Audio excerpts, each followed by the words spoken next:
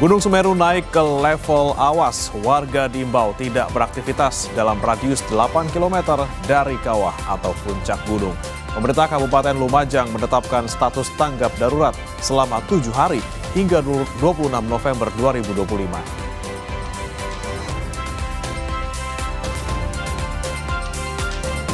Sepeda motor terbakar di Jalan Daan Mogot, Jakarta Barat. Seorang Polantas membantu memadamkan api dengan membawa motor ke genangan air.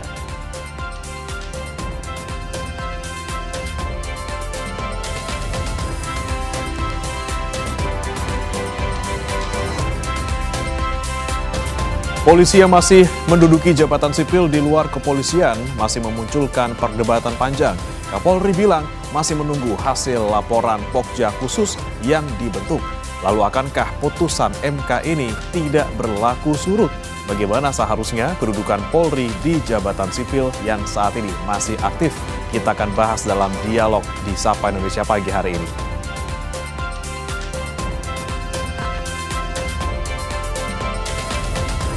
Indonesia mengirimkan pasukan perdamaian ke Gaza, Palestina. Pemerintah melalui Kementerian Pertahanan bilang saat ini TNI akan fokus dalam persiapan pasukan dan ragam logistik yang akan dikirim.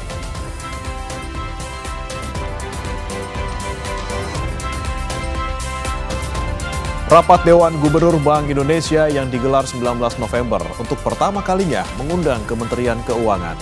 Menkeu pun hadir diwakili Wakil Menteri Keuangan Thomas Jiwandono.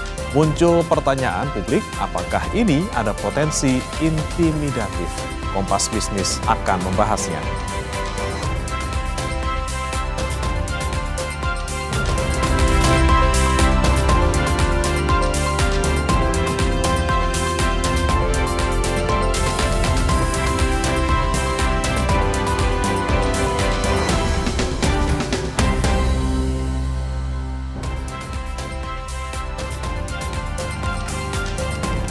Halo, selamat pagi Sapa Indonesia Pagi kembali hadir mengisi ruang informasi Anda. Saudara, di hari ini hari Kamis 20 November 2025 bersama saya Adisti Larasati. Dan saya Bremana Tenaya. Sejumlah informasi penting akan kami update untuk Anda di pagi hari ini, termasuk kita akan menyoroti terkait dengan di Lumajang, Jawa Timur ya, Adisti ya.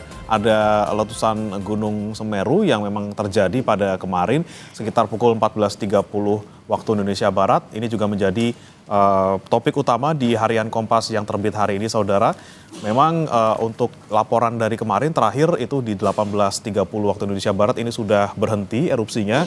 Namun tentunya status dari Gunung Semeru ini masih dalam kondisi waspada, level awas maksud kami, di level awas, di mana memang sudah dinaikkan karena kemarin ini luncuran awan panasnya mencapai di ketinggian 14 km, Adisti. Nah, ini menjadi perhatian kita semua karena apa? Belum selesai adanya proses pencarian terhadap bencana tanah longsor yang terjadi di wilayah Cilacap, Banjarnegara, dan kita kemudian dikejutkan kembali dengan peristiwa bencana alam yakni erupsi Gunung Semeru yang berada di Lumajang, Jawa Timur. Ini menjadi perhatian khusus dari pemerintah pusat untuk segera melakukan upaya tidak hanya soal bagaimana meminimalisir korban jiwa di sana, tapi juga tentu saja keselamatan adalah hal yang utama begitu ya. Kalau kita lihat memang Gunung Semeru ini sebelumnya memang pernah erupsi ya di Desember 2021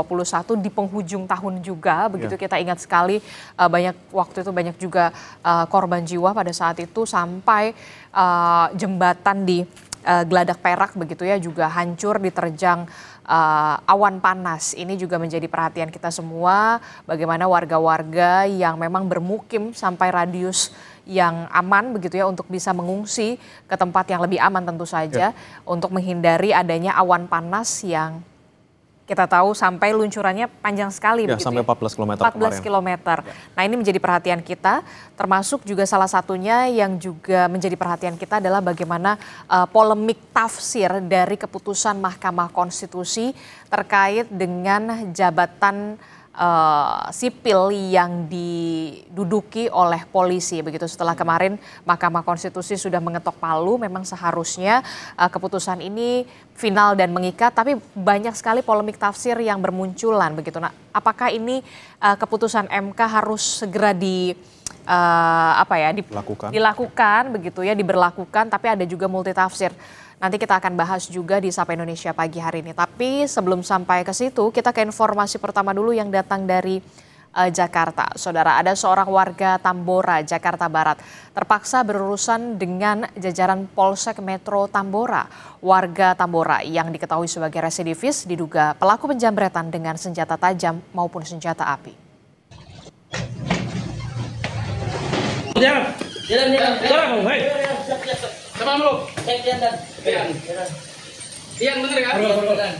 ini tato di tangannya.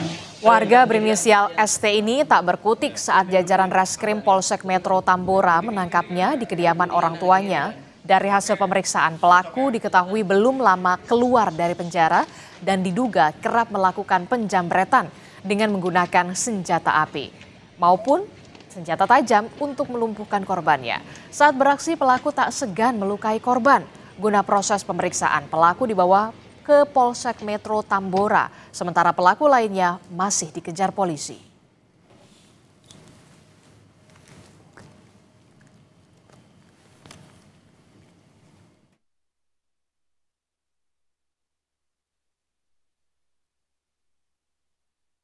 Kami menangkap pelaku yang diduga viral tanggal 15 November di Songsi Tambora.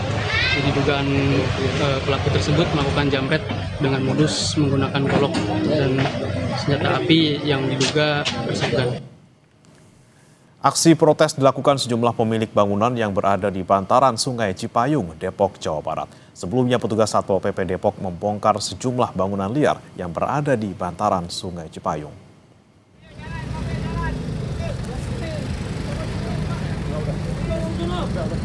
Tak terima tempat tinggalnya dibongkar, salah satu pemilik bangunan semi permanen melawan petugas. Meski sempat terjadi perlawanan, namun petugas Satpol PP terus melakukan pembongkaran. Petugas menyebut penertiban dilakukan lantaran terdapat ratusan bangunan tidak berizin yang berada di bantaran Sungai Cipayung. Menurut rencana, bantaran Sungai Cipayung ini akan dijadikan kawasan hijau. Ini penertiban dengan tim terpadu sesuai penertiban ini dilakukan sesuai dengan standar operasional SP 1, 2, 3 dan perintah bongkar 1 kali 24 jam yang berada di 2 wilayah di Kecamatan Cipayung, yaitu Kelurahan Bojong Pondok Terong dan Kelurahan Cipayung Jaya. Ya. Yang dibongkar apa ini Bang sebenarnya? Bangunan liar yang ada di sepadan kali, terus juga jembatan-jembatan yang nggak ada izinnya.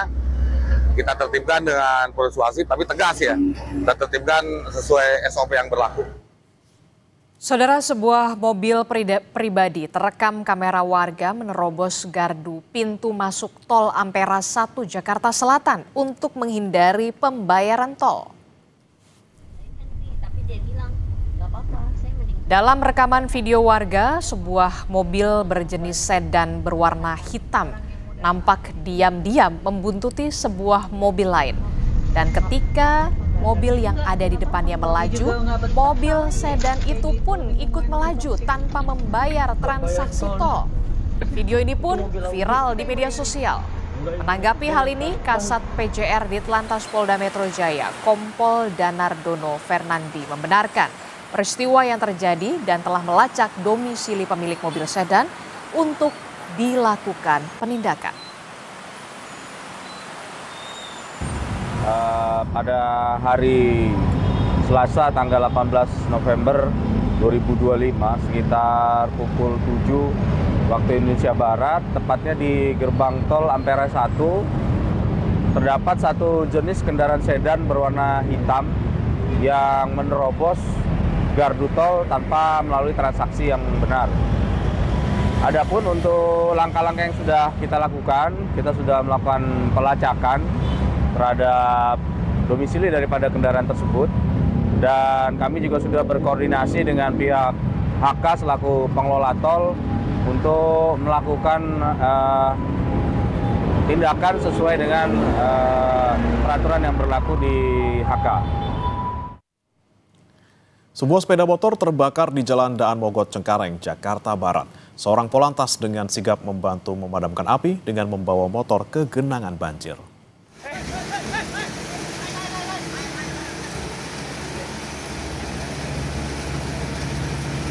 Api mendadak berkobar dari bagian karburator motor ketika hendak diperbaiki pemiliknya usai terendam banjir. Pemilik motor yang panik justru meninggalkan sepeda motornya yang dengan cepat terbakar. Seorang anggota Polantas Satwil Jakarta Barat yang berada di lokasi dengan sigap membantu memadamkan api dengan membawa motor ke genangan banjir. Seketika api yang sempat membesar langsung padam usai motor direndam di genangan banjir.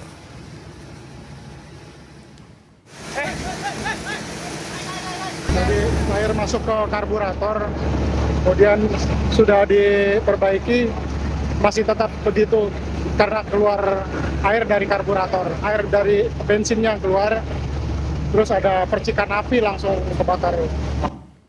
Kita beralih ke informasi lain, Saudara. Polisi menyatakan pemuda asal Dayakolot, Kabupaten Bandung yang diduga menjadi korban tindak pidana perdagangan orang atau TPPO sudah bebas. Saat ini korban sudah berada di KBRI Phnom Penh di Kamboja. Rizky Nurfadilah, remaja 18 tahun asal Dayakolot, Kabupaten Bandung, Jawa Barat yang jadi korban TPPO saat ini sudah berada di KBRI Phnom Penh. Kasat Reskrim Polresta Bandung, Kompol Lutfi Olot Gigantara bilang saat ini Rizky sudah berada dalam kondisi yang aman dan berada di KBRI di Phnom Penh. Polisi masih menunggu kabar terkait dengan proses pemulangan Rizky ke tanah air.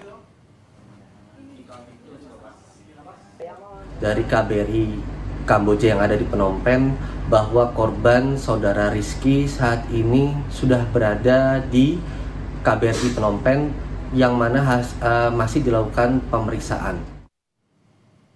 Gubernur Jawa Barat Deddy Mulyadi memastikan tetap akan berkoordinasi dengan Polda Jawa Barat untuk penanganan kasus dugaan TPPO yang dialami Rizky Nurfadilah di Kamboja.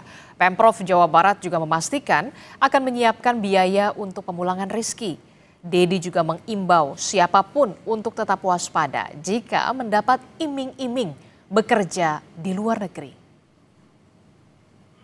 Pemerintah Provinsi Jawa Barat tetap mengambil keputusan untuk berkoordinasi dengan Polda Jabar dan KBRI. Apabila memang ingin kembali, kami akan mengembalikannya dan kami menyiapkan biaya untuk pemulangannya. Untuk itu, pada siapapun untuk berhati-hati ketika akan bekerja di luar negeri yang dijanjikan atau diiming-imingi sesuatu yang pada akhirnya menjadi derita dan menjadi kesulitan bagi banyak orang. Untuk itu, kami akan segera bergerak. Sementara Kapolda Jawa Barat Irjen Rudi Setiawan mempersilahkan siapapun melapor jika ada dugaan tindak pidana perdagangan orang atau TPPO. Kapolda Jawa Barat bilang pihaknya segera merespon dan menindaklanjuti setiap laporan yang masuk. Kapolda menambahkan ada sejumlah lembaga terkait yang akan membantu proses penanganan laporan atas kasus dugaan TPPO. Ada peristiwa yang merupakan tindak pidana perdagangan orang. Silakan untuk mengadu ke kami, ya, nggak usah formal-formal, lisan saja. Ini cukup kami respon. Kita juga punya lembaga-lembaga lain juga pasti akan merespon semua keluhan atau dugaan adanya perdagangan. Nanti kami tindak lanjuti ya. Gunung Semeru naik ke level awas, warga diimbau tidak beraktivitas di radius 8 km dari kawah atau puncak gunung. Pemerintah Kabupaten Lumajang menetapkan status tanggap darurat selama 7 hari hingga 26 November 2025. Laporan langsungnya hadir usai jeda.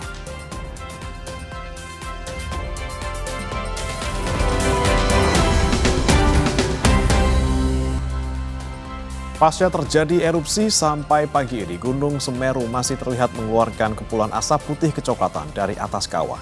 Warga terus memantau aliran lahar dingin di wilayah mereka. Pagi ini warga mendatangi lokasi terdampak di aliran sungai Curah Kobokan. Warga ingin mengetahui kondisi sungai pasca erupsi dan terdampak aliran lahar dingin. Pasca erupsi, material yang merupakan lahar dingin masih mengepulkan asap putih, pertanda material itu masih panas.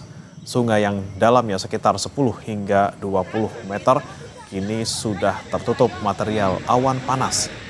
Sementara pada Kamis pagi, warga yang mengungsi di Balai Kecamatan Candipuro sudah pulang ke rumahnya masing-masing.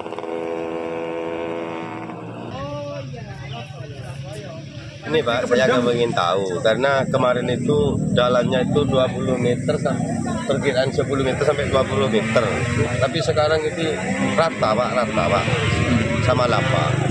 Jadi saya ingin tahu lokasinya di bawahnya Jembatan Perak karena rumah saya itu ada di bawah, di Pondeli Selatan di pinggiran.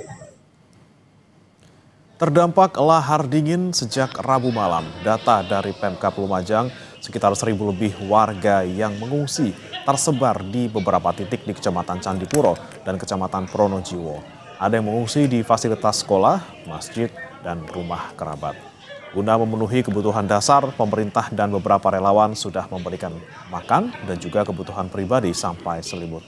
Tim Pemkab Lumajang akan mendata dan meninjau pada Kamis pagi terkait jumlah total kerusakan akibat dampak lahar dingin Semeru. Di dua wilayah tadi, Pronojiwo dan Candipuro, memang terlaporkan ada beberapa fasilitas umum maupun fasilitas rumah warga yang terdampak. Namun demikian sampai dengan malam hari ini, teman-teman BPBD yang turun ke lokasi belum bisa menjangkau ke lokasi-lokasi yang terlaporkan. Kenapa? Karena awan panasnya masih panas. Mudah-mudahan besok pagi sudah bisa kita cek ke lokasi dan bisa kita data kerusakan-kerusakan yang ditimbulkan oleh ABG Semeru ini menimpa rumah warga termasuk mana saja. Bu, sangat tebal lor, abunya lor. Abunya sangat tebal sekali. Rekaman video warga memperlihatkan awan panas dari erupsi Gunung Semeru menerjang jembatan Curah Kobokan di Lumajang, Jawa Timur. Kepulan asap yang pekat nampak menutup jalan raya. Dampaknya 2 orang yang sedang melintas mengalami luka bakar di bagian wajah dan tangan. Keduanya lantas dibawa ke Puskesmas Candipuro dan kini dirujuk ke rumah sakit umum daerah terdekat. Ada warga yang terdampak dari awan panas, 2 orang dari Kediri, karena dia melintasi jembatan Gladak Perak pada saat awan panas melintas. Pengendara motor. Luka bakar di lengan sama di wajah.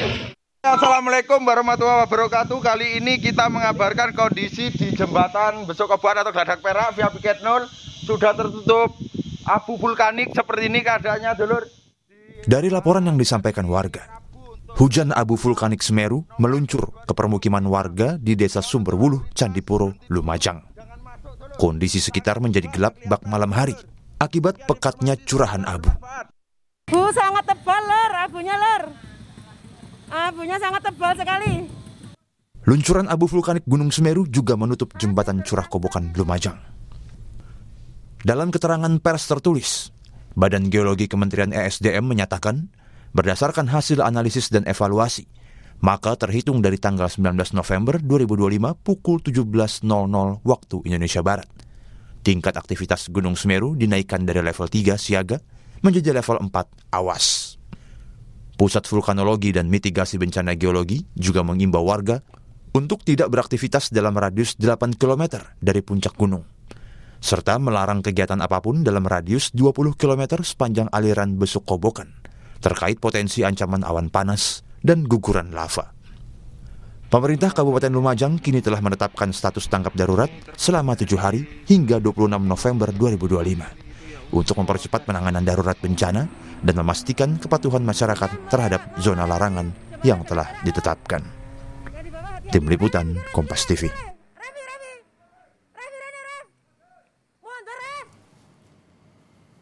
Status aktivitas vulkanik Gunung Semeru naik berselang 1 jam dari level siaga ke level awas pada Rabu 19 November 2025. Pemerintah Kabupaten Lumajang pun menetapkan status tanggap darurat selama 7 hari dari 19 November hingga 26 November 2025.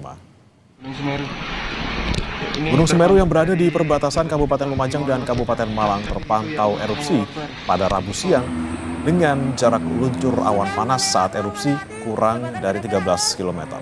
300 warga mengungsi di pos pengungsian yang tersebar di 2 titik, yakni di Desa Balai, Desa Oro-Oro Ombo, dan SD 2 Supit Urang.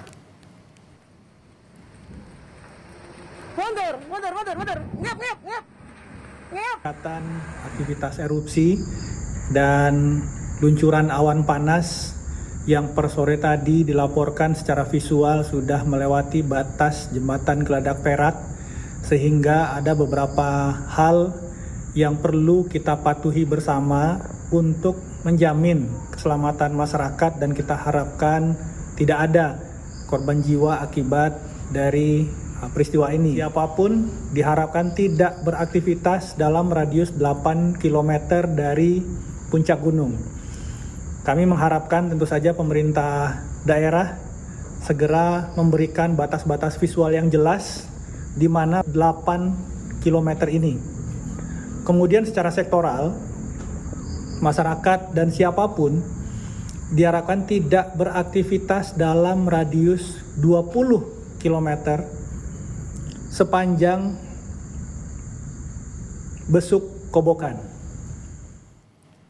Untuk informasi terkini terkait erupsi Gunung Semeru, kita tanyakan kepada jurnalis Kompas TV Abdul Rohman di Lumajang, Jawa Timur. Selamat pagi Abdul, hingga pagi ini bagaimana status Gunung Semeru dan juga bagaimana kondisi sekitar warga yang terdampak? Ya, selamat pagi Ibrahim Anak. Untuk status Gunung Semeru sendiri saat ini masih tetap pada level 4, level tertinggi untuk Gunung Semeru, yakni di level awas. Saat ini dari tim BPBD masih melakukan evaluasi karena memang kondisi Gunung Semeru sulit untuk ditebak, masih fluktuatif, dan tadi pagi saya lihat dan pemantau masih terus mengeluarkan letusan asap yang terus keluar dari puncak Gunung Semeru, dan guguran-guguran lava masih juga sering terlihat dan terpantau, dan ini tentu ini masih menjadi kajian dari BVMBG apakah menurunkan ataukah masih tetap bertahan di level awas ini. Nah, saat ini saya berada di Jembatan Curah Koboan. Kalau Anda lihat di belakang saya masih kepulan asap masih terlihat, sisa-sisa material vulkanik awan panas Gunung Semeru. Ini menandakan bahwa kondisi status ini masih bertahan pada level awas.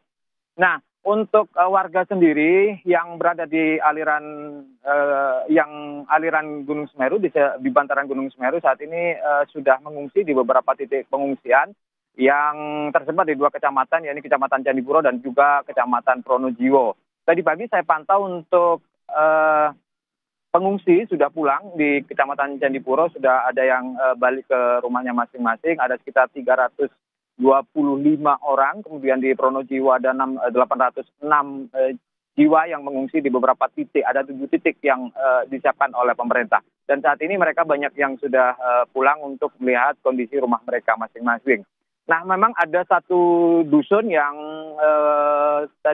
kemarin sore itu terkena dampak awan panas guguran yang disertai dengan banjir lahar hujan Gunung Semeru atau banjir lahar dingin Gunung Semeru. Ada puluhan rumah yang terdampak awan panas ini, dan saat ini kondisinya memang sudah banyak yang hancur. Sebenarnya daerah ini di Dusun Sumber Urip, Desa Sumber Urip di satu dusun atau satu kampung ini merupakan zona merah. Mereka sudah disiapkan, sudah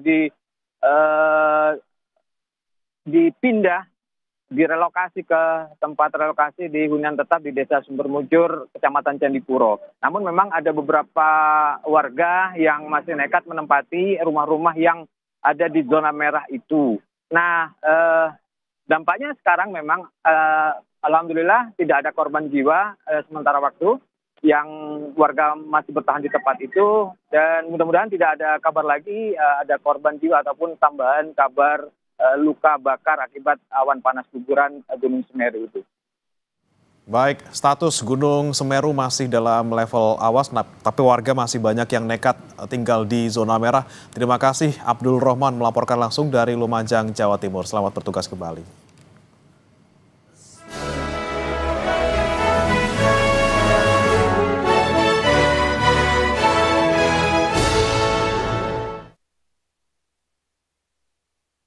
terbuka dari Mahkamah Agung Republik Indonesia memaparkan capaian dan strategi keterbukaan informasi publiknya di hadapan Komisi Informasi Pusat Republik Indonesia. Paparan disampaikan dalam kegiatan uji publik monitoring dan evaluasi keterbukaan informasi Badan Publik tahun 2025. Dalam paparannya, Mahkamah Agung membawa pesan utama, keterbukaan informasi adalah jalan utama mencapai reformasi hukum. Paparan ini disampaikan Sekretaris MA Sugianto yang memimpin delegasi MA dalam presentasi tersebut. Sugianto menegaskan, bagi Mahkamah Agung, keterbukaan bukan hanya kewajiban administratif, tetapi sebuah komitmen fundamental yang diwujudkan dalam kebijakan dan strategi yang konkret. Sugianto juga memaparkan salah satu data yang paling menarik perhatian, yaitu lonjakan signifikan dalam penyelesaian perkara tepat waktu atau minutasi. Sugianto melaporkan, rata minutasi di Mahkamah Agung telah meningkat drastis dari hanya 16,73% pada tahun 2020 menjadi stabil di angka 96,3% tahun 2024 dan 2025. Peningkatan ini didukung inovasi sistem informasi penelusuran perkara Mahkamah Agung terintegrasi, yaitu sebuah sistem pengelolaan administrasi perkara yang tersinergi secara penuh dengan Sistem Informasi Administrasi Perkara atau SIAP dan dengan aplikasi lain seperti e-court dan e-berpadu yang memberikan manfaat berupa proses administrasi yang lebih sederhana, biaya ringan, dan transparansi substansial. Sugianto juga mempresentasikan bidang kebijakan yang dijalankan Mahkamah Agung.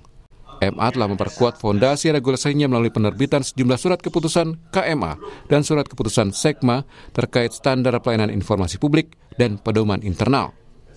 Secara progresif, Mahkamah Agung juga menunjukkan adaptasi terhadap tantangan zaman saat ini.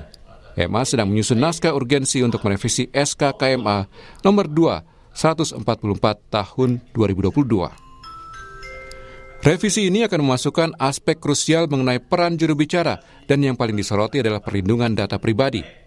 Tidak berhenti sampai di situ, Mahkamah Agung juga menunjukkan ekosistem inovasi digitalnya yang dirancang untuk memperkuat layanan dan akuntabilitas. Inovasinya berupa aplikasi IPPID Mahkamah Agung, yaitu platform sentral untuk permohonan informasi dan keberatan yang kini telah dilengkapi fitur screen reader untuk meningkatkan aksesibilitas bagi penyandang disabilitas.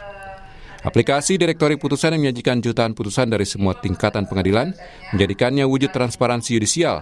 Aplikasi SIWAS atau Whistleblowing System yang memudahkan publik untuk melapor dan menjamin kerahasiaan pelapor sebagai wujud akuntabilitas. Dan website Marinews yang portal media elektronik resmi yang proaktif menyajikan berita seputar pengadilan dan terintegrasi hingga ke WhatsApp channel. Sugianto mengakhiri presentasinya di hadapan tim penguji dengan menegaskan strategi penyebarluasan informasi dilakukan secara masif dan terarah, memanfaatkan seluruh lini media digital, mulai dari website, Instagram, X, YouTube, hingga TikTok untuk menjangkau semua kalangan.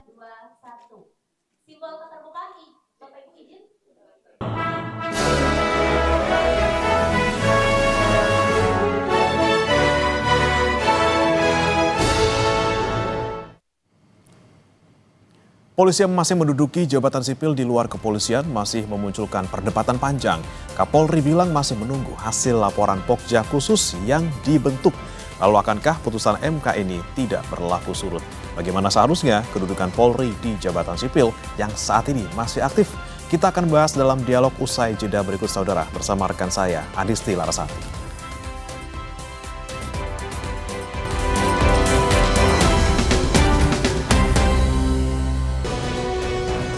Yaitu anggota Polri hanya dapat menduduki jabatan di luar kepolisian setelah mengundurkan diri atau pensiun dari dinas kepolisian.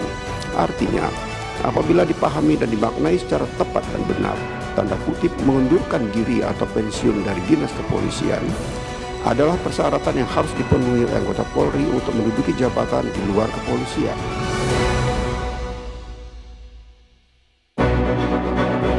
Mahkamah Konstitusi atau MK memutuskan anggota polisi aktif dilarang menduduki jabatan sipil. Larangan ini dikuatkan usai MK mengabulkan gugatan terhadap Undang-Undang Nomor 2 Tahun 2002 tentang Kepolisian Republik Indonesia. Mahkamah Konstitusi menegaskan frasa atau tidak berdasarkan penugasan dari Kapolri yang termuat dalam penjelasan pasal 28 ayat 3 Undang-Undang Polri tak lagi memiliki kekuatan hukum mengikat. Dalam penjelasan pasal 28 ayat 3 Undang-Undang Nomor 2 Tahun 2002 tentang Kepolisian Negara Republik Indonesia, Lembaran Negara Republik Indonesia Tahun 2002 Nomor 2, tambahan Lembaran Negara Republik Indonesia Nomor 4168 bertentangan dengan Undang-Undang Dasar Negara Republik Indonesia tahun 1945 dan tidak mempunyai kekuatan hukum mengikat. Menteri Hukum Supratman Andi Aktas menilai putusan MK bersifat final dan mengikat. Meski demikian, ia menganggap putusan MK tersebut tidak berlaku surut, sehingga polisi yang terlanjur menduduki jabatan sipil tak diwajibkan mundur. Supratman juga menyebut nantinya tim reformasi Polri bakal berdiskusi soal kementerian dan instansi mana saja yang dapat diduduki anggota Polri. Hal tersebut bakal diatur dalam revisi Undang-Undang Polri. Menurut saya, terkait dengan putusan MK bersifat final. Tetapi menurut saya yang sudah terjadi itu artinya tidak berlaku.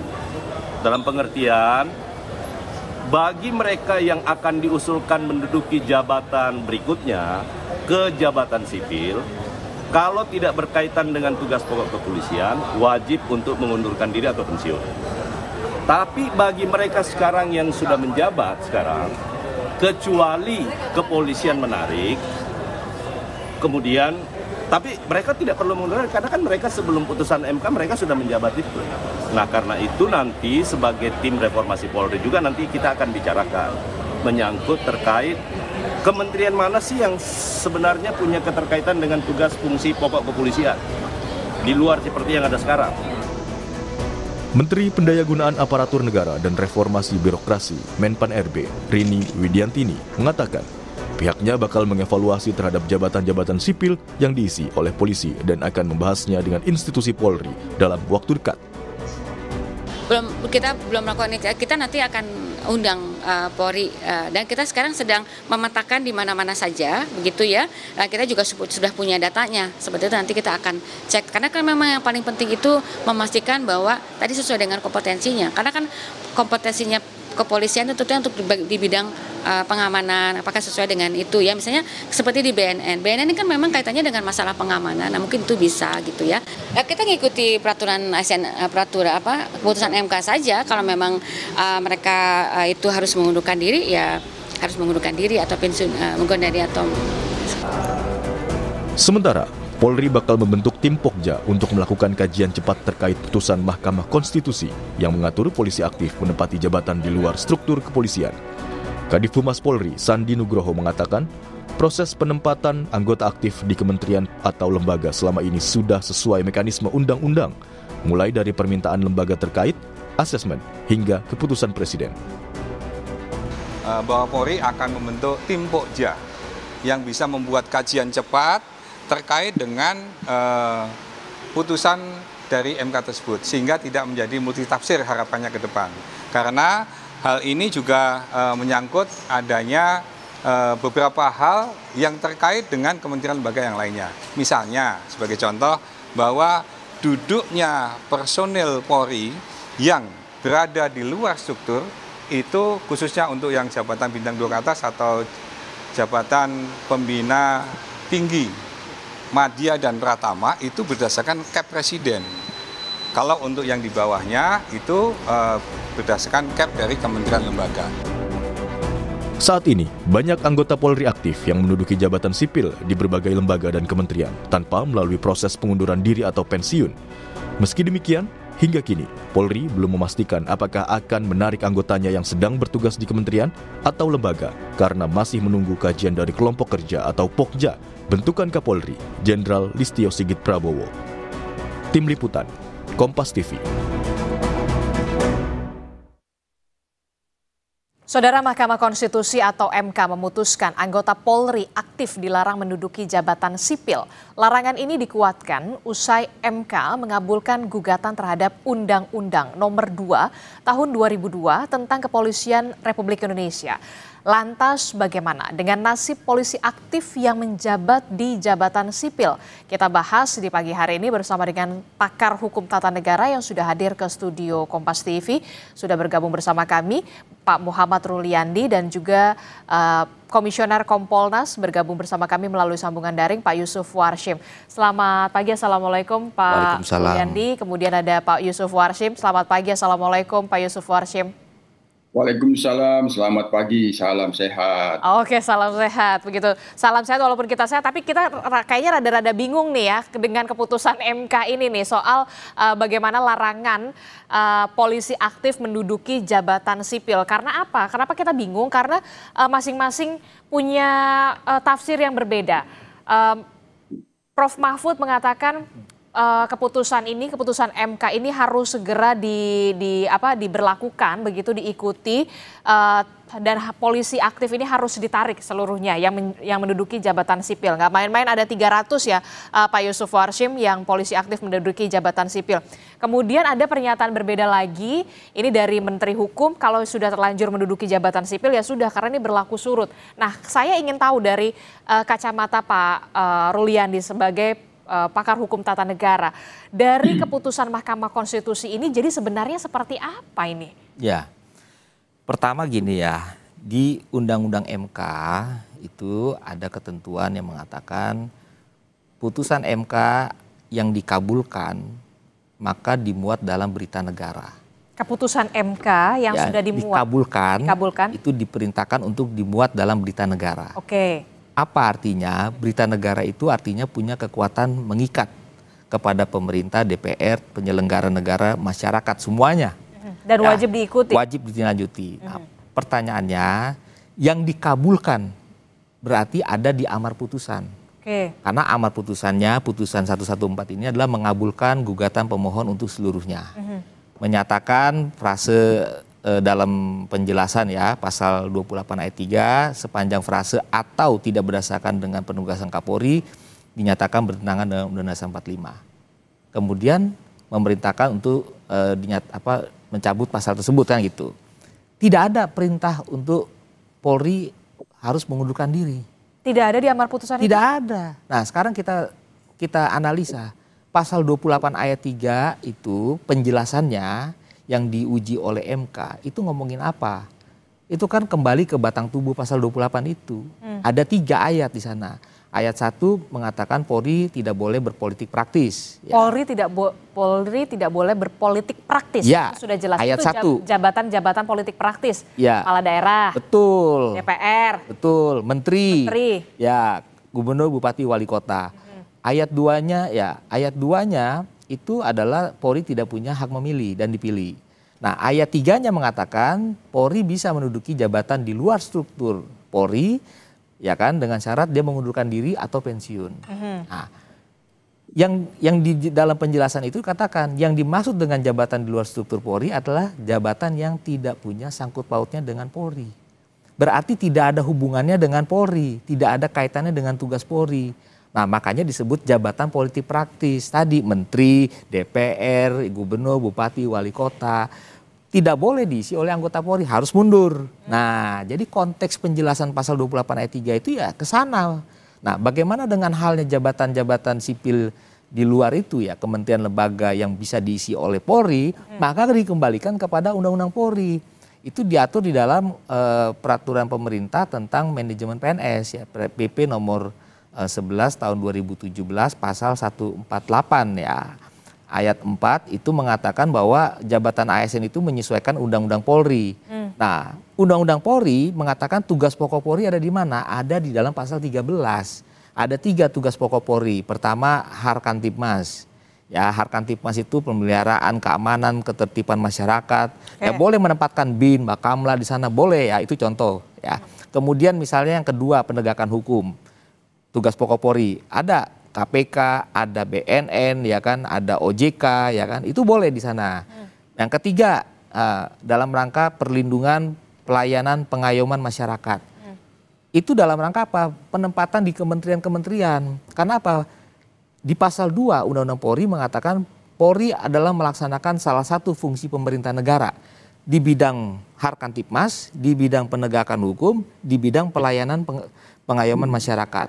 Artinya pelayanan masyarakat itu sebetulnya dalam arti yang seluas-luasnya government, pemerintahan. Oke. Jadi kalau ditempatkan jadi sekjen, jadi dirjen, itu tergantung pada undang-undang ASN-nya.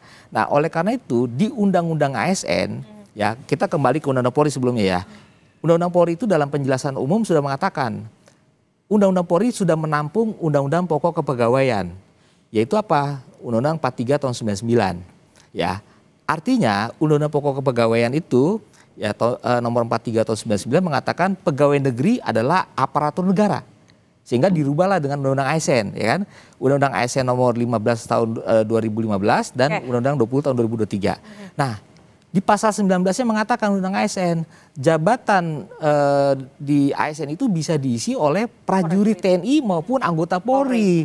Nah, ini kan berarti dibolehkan Undang-Undang ASN itu dengan peraturan pelaksananya PP nomor 11 tahun 2017 sebagaimana diubah dengan PP 17 tahun 2020 yang mengatakan pasal 153 harus ada permintaan dulu dari kementerian itu.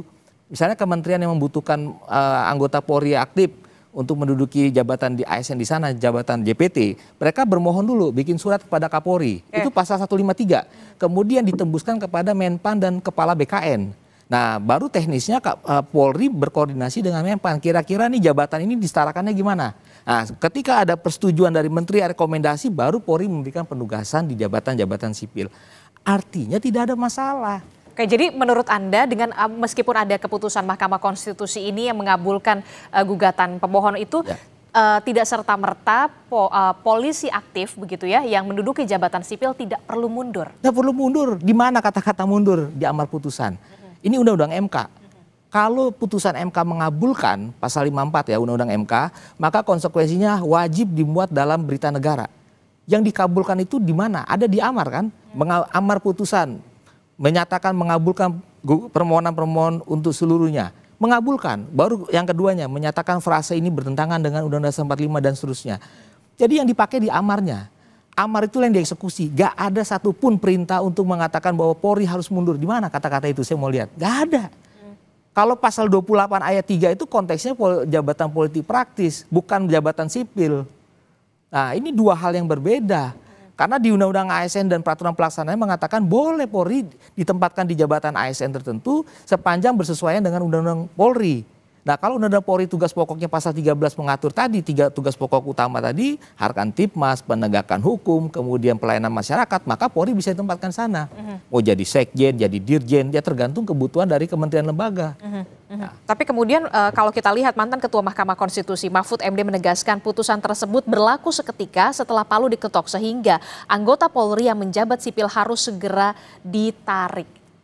Ya itu pendapat beliau. Kalau saya kan berdasarkan amar putusan tidak ada kata-kata harus mundur di mana amar putusannya. Sehingga itu kan harusnya mengikat kepada penyelenggara negara ya, kepada pemerintah, kepada Polri, kepada DPR sebagai pembentuk undang-undang.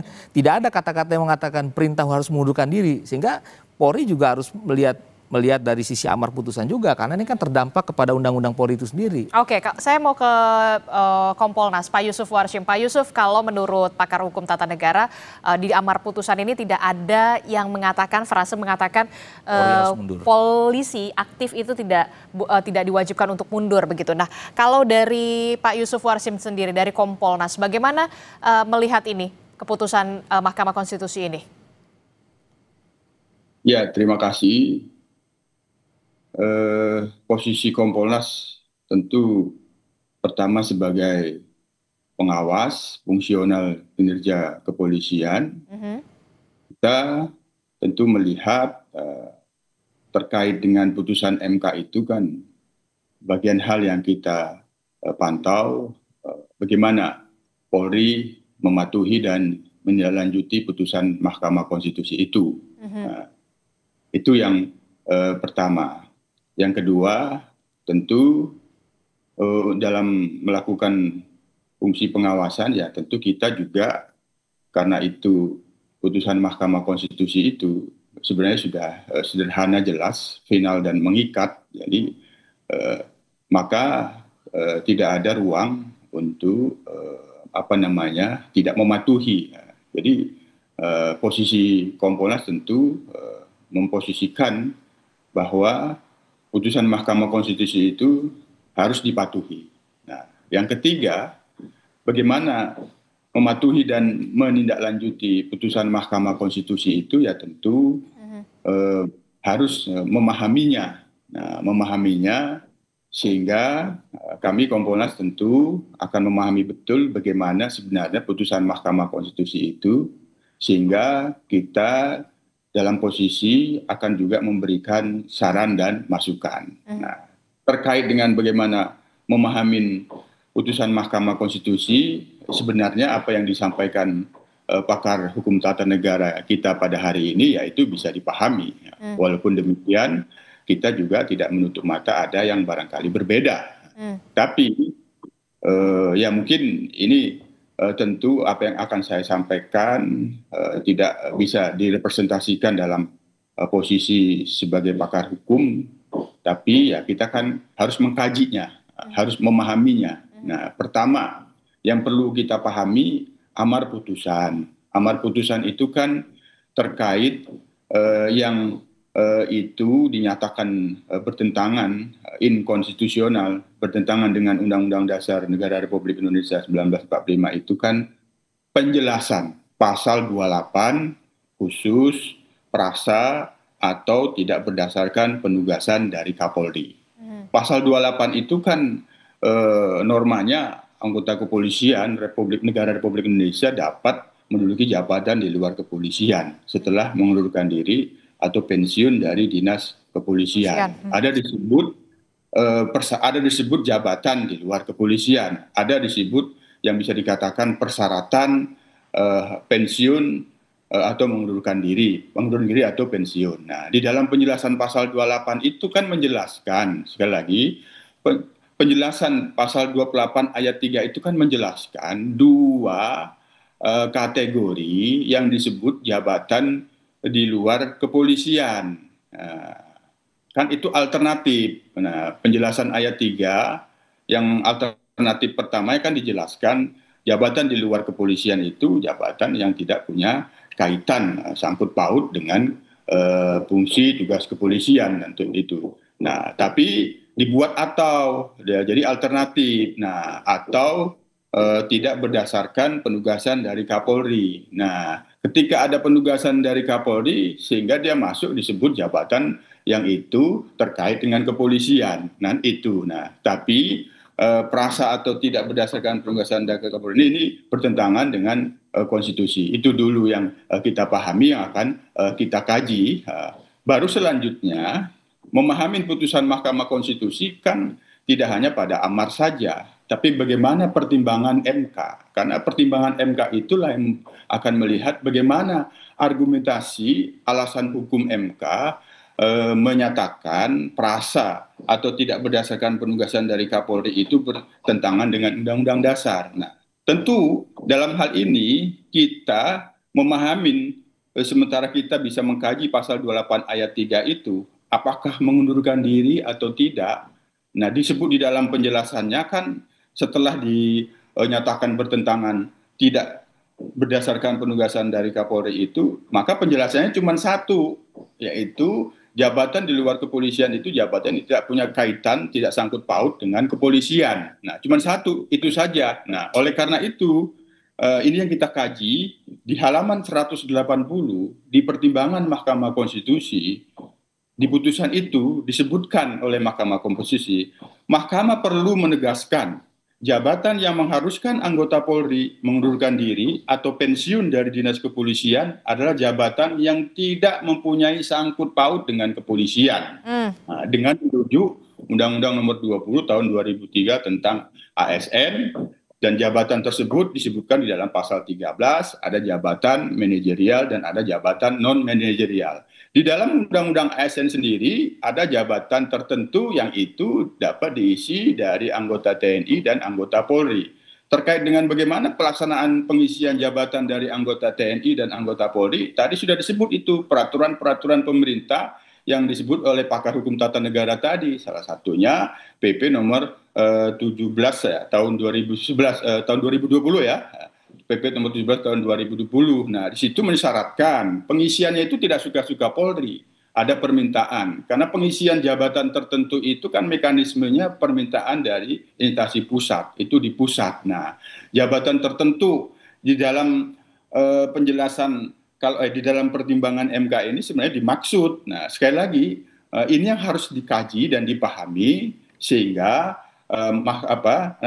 nanti Kompolnas kami memberikan saran dan masukan. Seiring ini juga dari pihak Polri kan terlihat itu sebenarnya substansinya pasti mematuhi putusan Mahkamah Konstitusi, dan bagaimana mematuhi dan menindaklanjuti kita pantau membentuk kelompok kajian. Ya, barangkali yang harus dikaji itu kan terkait dengan jabatan-jabatan yang itu tidak punya kaitan dengan jabatan dengan kepolisian, dengan fungsi tugas dan kepolisian. Oleh karena itu tentu menindaklanjuti dan mematuhi putusan Mahkamah Konstitusi ini tidak melibatkan instansi lain. Salah satunya adalah Kementerian Pan-RB.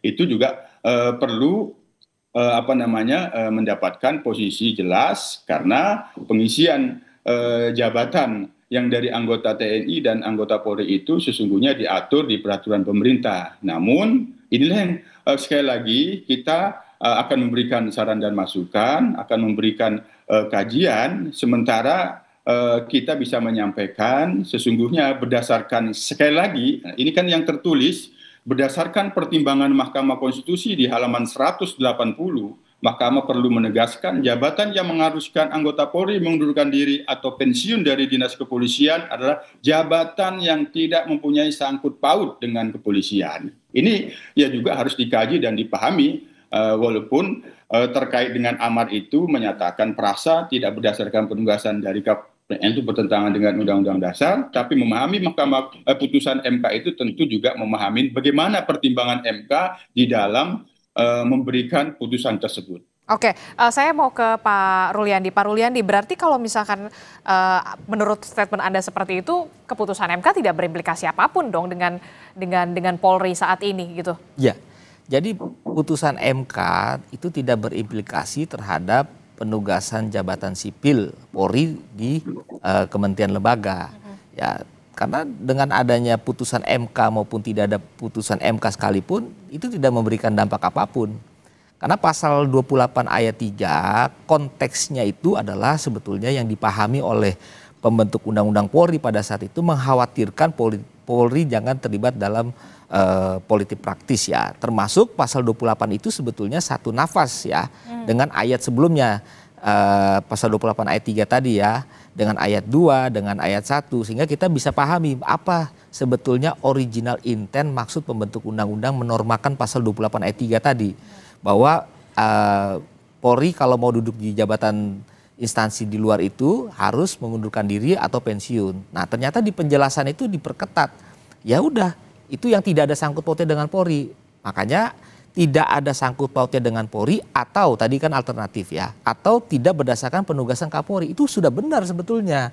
Ya nggak mungkin kan Kapolri menugaskan anggotanya jadi menteri, jadi anggota DPR. Kan itu jabatan politik praktis semua. Nah, itu implementasi contohnya adalah waktu Pak Kapolrinya Pak Tito itu masih ada masa dinas ya. Kemudian kan ada permintaan dari Presiden Jokowi untuk diminta sebagai Menteri Dalam Negeri. Beliau langsung mundur sebagai Kapolri.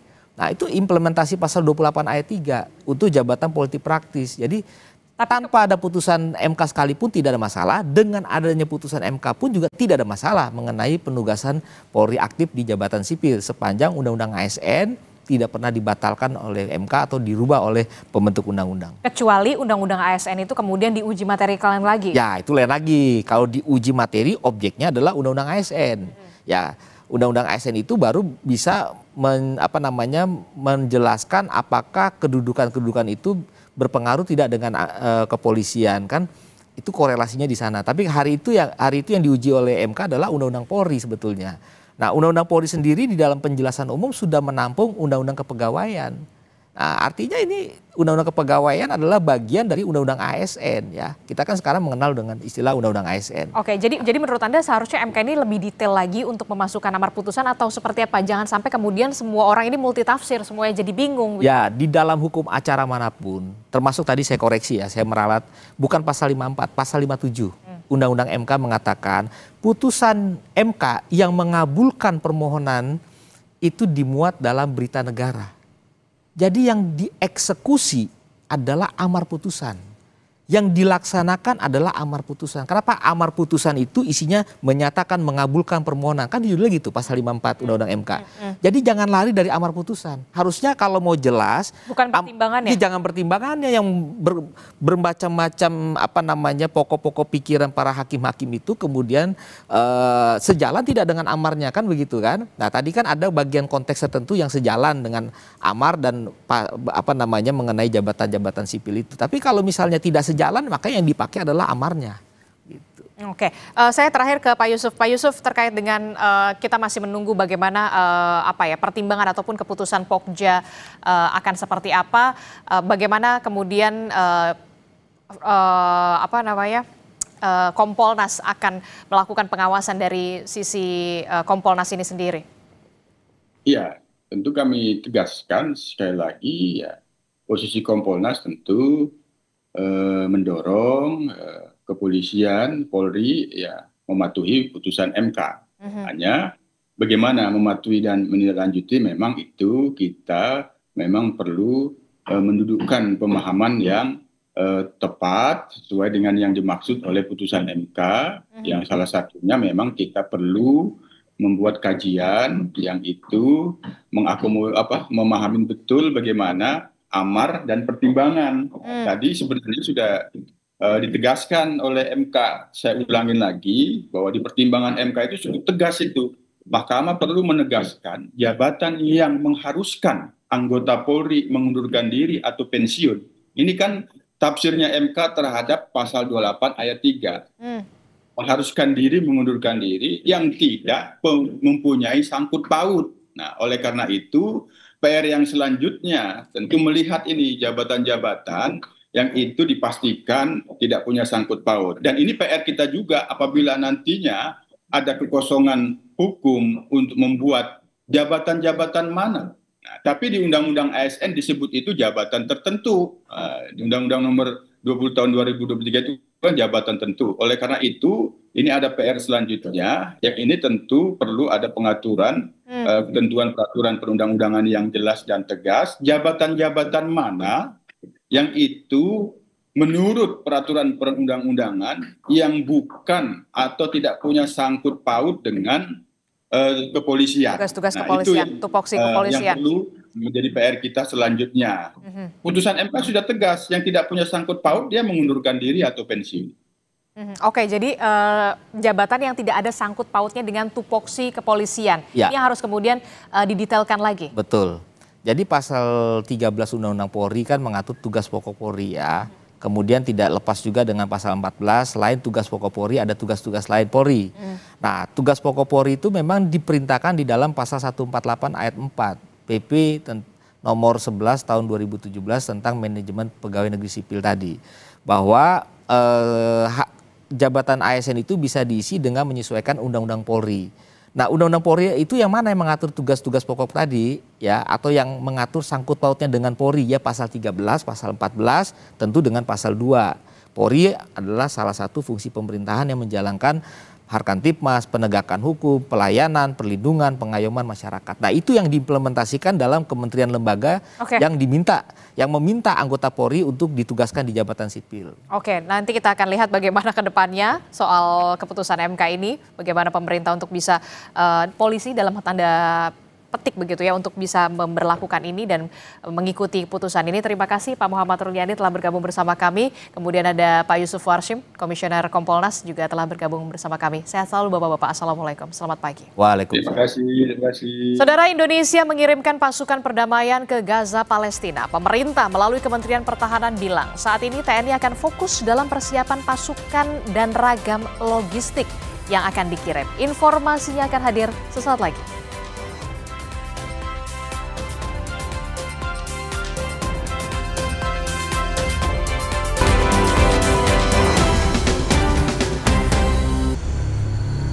Dewan Keamanan Perserikatan Bangsa-Bangsa pada 17 November 2025 menyetujui resolusi penting yang memberi mandat internasional bagi pembentukan Board of Peace dan pengerahan International Stabilization Force di jalur Gaza.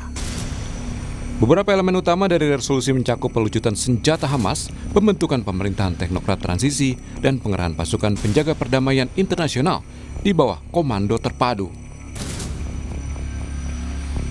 The United Nations Security Council has just adopted the United States-sponsored resolution on Gaza that does something we haven't seen in generations.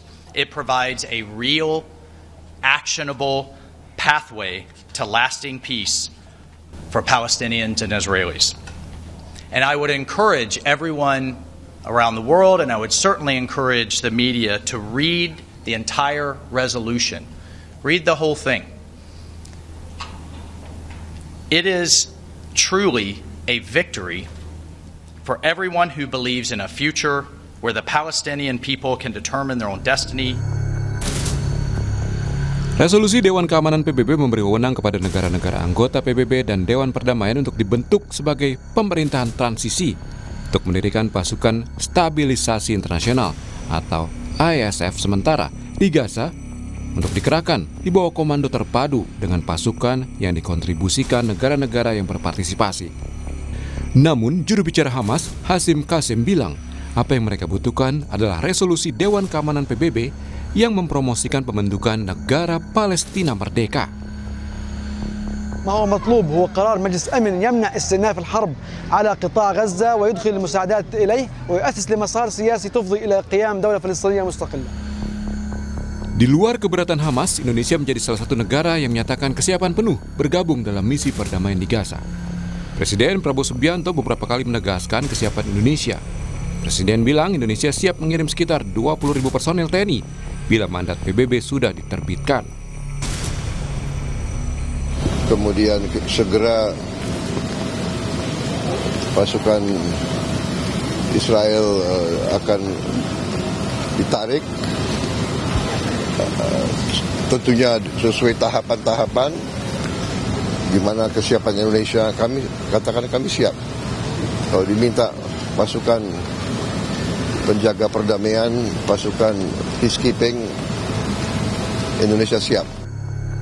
Sementara itu menanggapi rencana Presiden Prabowo Subianto yang akan mengirim 20.000 personel pasukan perdamaian ke Gaza, TNI Angkatan Laut mengaku telah mempersiapkan personel untuk diberangkatkan.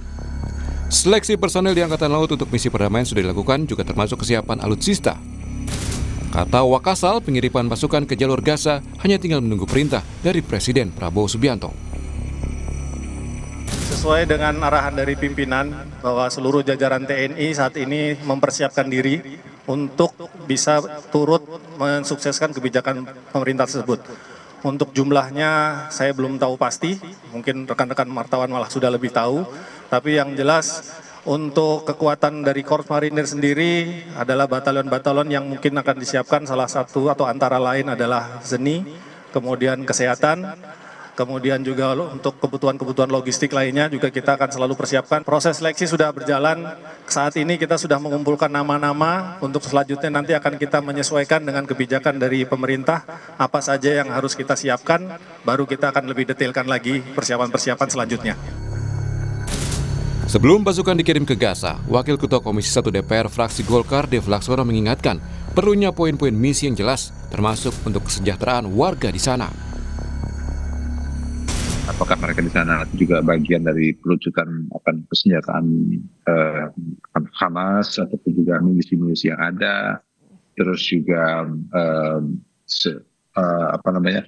tugasnya itu sampai sejauh mana, karena ya selain menjaga perdamaian kan tentu harus ada misi-misi kemanusiaan lainnya ya, seperti merehabilitasi gedung-gedung yang hancur, apakah tempat tinggal warga Palestina, lalu juga bisa memulai kembali roda perekonomian.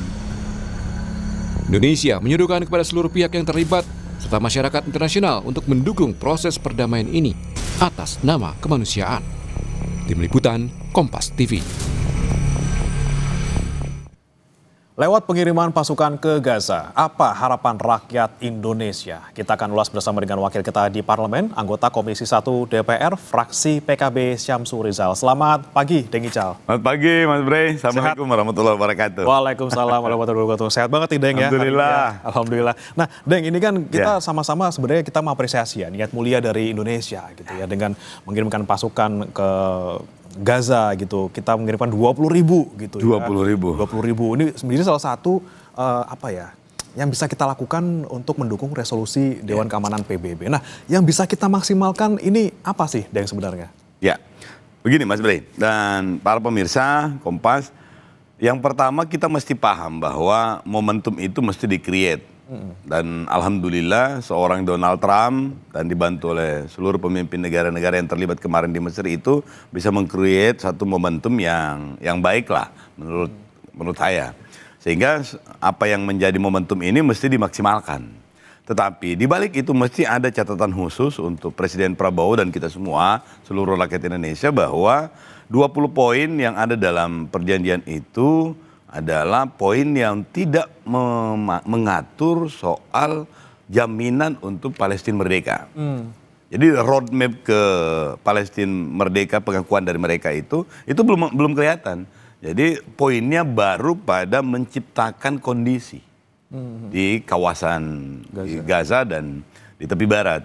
Dan itu tentu sedikit berbeda atau bahkan bisa jadi perbedaannya sangat mendasar dengan tujuan kita mengambil peran.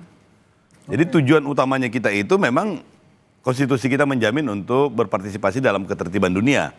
Tetapi khusus untuk persoalan ini, kita goalsnya adalah Palestina merdeka.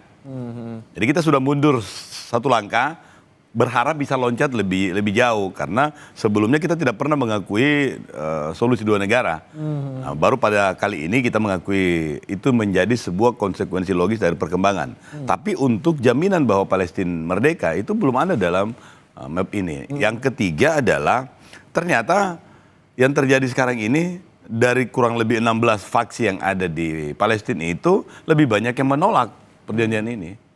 Baru Ikhwanul Muslimin, kemudian Fatah atau otoritas Palestina yang menerima, dan Hamas dengan jelas menyatakan bahwa menolak resolusi ini. Dan tentu resolusi ini akan banyak perdebatan-perdebatan, tetapi itu wajar. Tapi yang paling penting adalah resolusi ini menjadi momentum untuk mengembalikan seperti apa posisi Indonesia. Khusus untuk pengiriman pasukan perdamaian yang direncanakan oleh Pak Presiden kita itu 20.000 itu kita tentu sangat mendukung. Tetapi penting untuk diingat bahwa ada konsekuensi logis dari pengiriman ini, dari komitmen ini. Pertama adalah soal biaya. Yang kedua adalah soal resiko. Yang ketiga itu adalah demarkasi apa dan di mana tugasnya pasukan perdamaian dari Indonesia. Sudah banyak disampaikan bahwa kita fokusnya ke konstruksi dan ke medis, ke kesehatan. Tetapi dalam pelaksanaan tugas ini tentu kita akan menyinggung faksi yang ada di Palestina, menyinggung Israel. Karena ada daerah di situ yang misalnya di tepi barat ada daerah yang masih dikuasai oleh Israel sebagian. Nah, kalau kita mau merekonstruksi di situ, apa benar Israel mau kasih? Terus kalau terjadi sesuatu dan kita tanda kutip diserang oleh mereka, sampai di mana kewenangan kita untuk bertahan dan memproteksi dan sekaligus juga mencegah dini. Karena kalau kita perang misalnya, kadang-kadang untuk mencegah serangan berikutnya kita mesti menginvasi atau kita mesti mendorong keluar dan seterusnya. Tentu ada batasan-batasan yang mesti clear dulu sebelum mandat ini kita ambil. Nah, ini yang menjadi sorotan juga nih, Deng Ical. Banyak sekali gitu ya. Kemudian yang poin-poin yang harus kita perhatikan gitu. Termasuk tadi mungkin soal cara masuknya di Deng. Betul. Cara masuknya kita kan pastikan tidak langsung bisa ke sana langsung. Kita butuh ada dari PBB, akses dari PBB ataupun mungkin dari organisasi internasional. Ya. Nah, ada juga yang bilang bahwa kita bisa masuk kok lewat organisasi internasionalnya Amerika Serikat gitu. Nah, gimana kalau menurut Deng yang paling masuk akal? Dan untuk masuk terlibat dalam proses seperti ini memang selain dua cara tadi itu bisa juga dengan bilateral. Dengan bilateral misalnya dengan Raja Yordania, kita nyimpan pasukan di situ.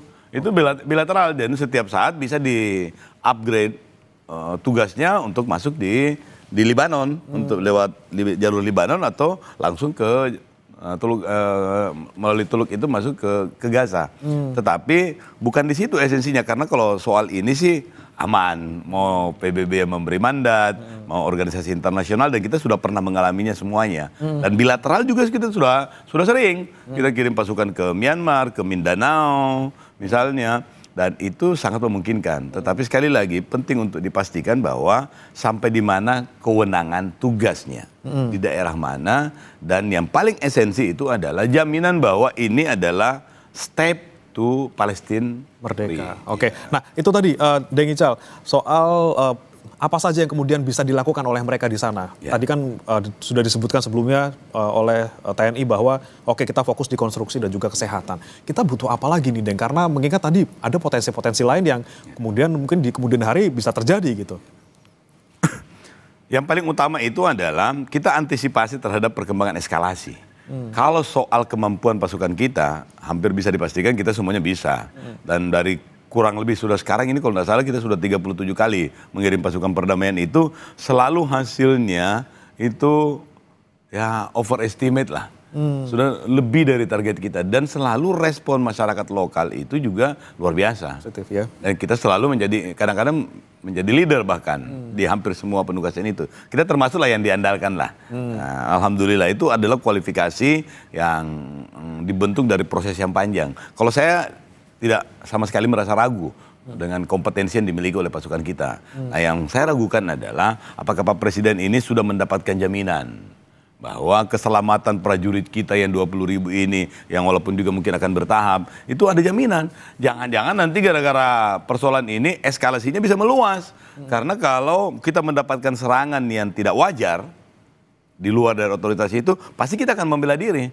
Nah, kalau ada pasukan kita yang tanda kutip korban, pasti kita akan menginvestigasi dan bisa saja karena pasukan perdamaian ini, bird of peace ini, kemudian akan terjadi eskalasi yang meluas.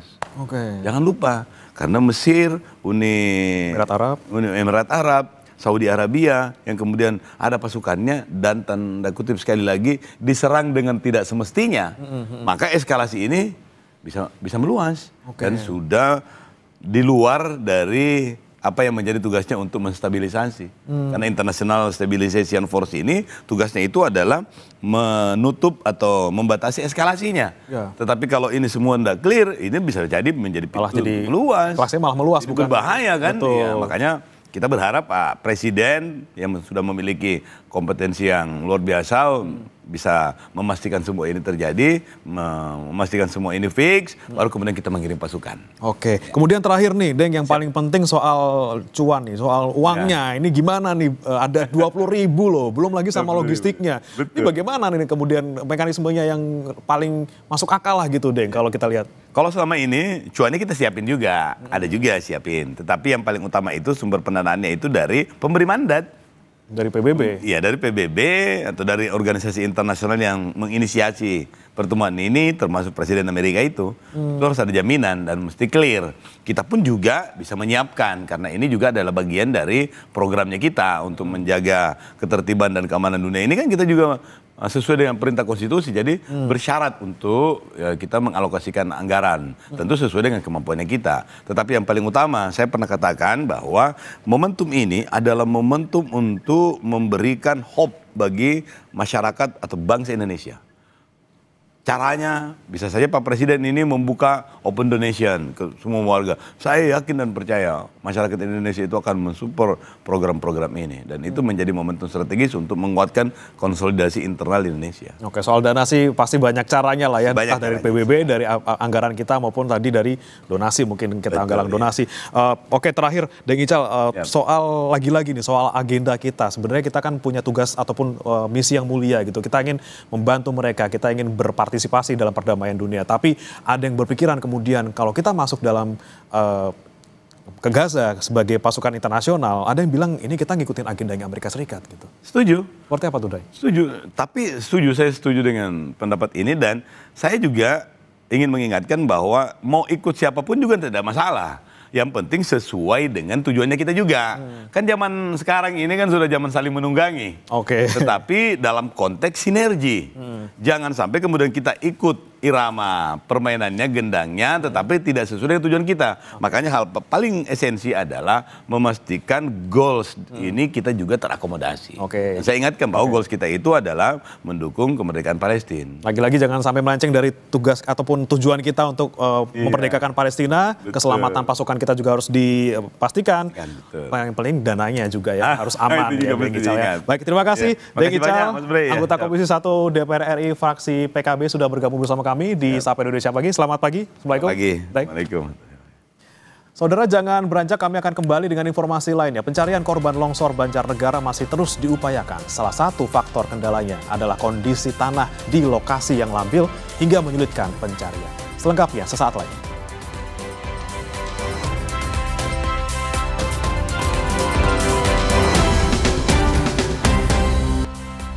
Saudara, hari keempat upaya pencarian korban longsor di Banjarnegara, tim SAR menemukan 1 jenazah, total 3 korban meninggal dunia.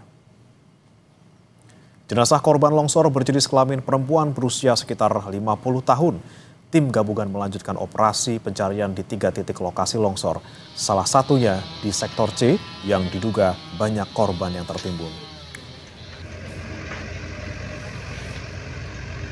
Untuk informasi terkini dari Banjarnegara, saudara, kita tanyakan kepada jurnalis Kompas TV Gesi Lutfiah dan juga juru kamera Prahayuda Febrianto. Selamat pagi Gesi, bagaimana kondisi cuaca untuk pencarian hari ini dan untuk fokusnya masih di titik C atau seperti apa? Ya, selamat pagi Bre dan juga saudara. Untuk kondisi cuaca di Situkung, Pandenaran, Jawa Tengah saat ini memang terpantau masih cerah begitu, karena memang di beberapa hari terakhir ini setiap paginya ini Bre di sini memang cerah, namun menjelang sore hari hujan kembali turun seperti pada malam hari tadi. Hujan dengan intensitas yang cukup tinggi kembali mengguyur lokasi tanah longsor, sehingga pastinya hari ini tim SAR gabungan ini akan lebih berhati-hati untuk turun ke titik longsor yang memang sudah terbagi menjadi 3 sektor, yakni di sektor A, sektor B, dan juga sektor C. Untuk fokus pencarian korban saat ini tim SAR gabungan dan juga para relawan ini memang sudah dibagi menjadi 3 tim, di mana diprediksi pada sektor A ini terdapat 16 korban jiwa yang tertimbun tanah. Jumlah ini paling banyak di antara kedua sektor lainnya. Kemudian di sektor B ini diperkirakan ada 6 korban jiwa yang tertimbun tanah, serta di sektor C, titik longsoran terakhir ini terdapat 4 korban jiwa yang kabarnya masih tertimbun tanah. Selain itu, pada hari kemarin 1 korban jiwa ditemukan, perempuan berumur sekitar 50 tahun pada titik sektor A2. Sehingga fokus pencarian juga saat ini masih bisa menggunakan alat berat, kemudian juga anjing pelacak dikerahkan ke 3 sektor ini untuk mempercepat penemuan jenazah yang masih terkubur. Hingga saat ini kami pantau tim SAR tadi dari pukul 6 waktu Indonesia Barat sudah bersama-sama menuju titik lokasi dari posko di Pandan Arum. Mereka juga sudah mengupayakan penyudetan terhadap air yang di beberapa titik ini memang masih menggenang, Bre dan juga saudara, khususnya pada sektor B ini ada embung begitu atau lekukan tanah yang memang berisi air, sehingga pada titik tersebut merupakan titik krusial yang ditakutkan jika cuaca ini masih sering hujan dengan intensitas tinggi akan memicu adanya tanah longsor susulan, sehingga difokuskan pada titik atau sektor B ini ada penyudetan kemudian pemaksimalan pompa air untuk mengurangi air yang berada pada sektor B. Bre. Baik, di sektor B difokuskan, tentunya kita harapkan 25 korban lainnya segera ditemukan. Terima kasih Gesi Lutfiah dan juga juru kamera Prahayuda Febrianto dari Banjarnegara, Jawa Tengah. Sementara saudara, hari ke-7 pencarian korban longsor tim di Cilacap, tim SAR kembali menemukan 2 korban meninggal. Area pencarian juga dipersempit di 2 lokasi. Ini tim SAR akan fokus pada 2 titik pencarian di Desa Cibenying, Majenang. Sepekan pasca longsor, total 20 orang meninggal, sementara 3 lainnya masih dicari.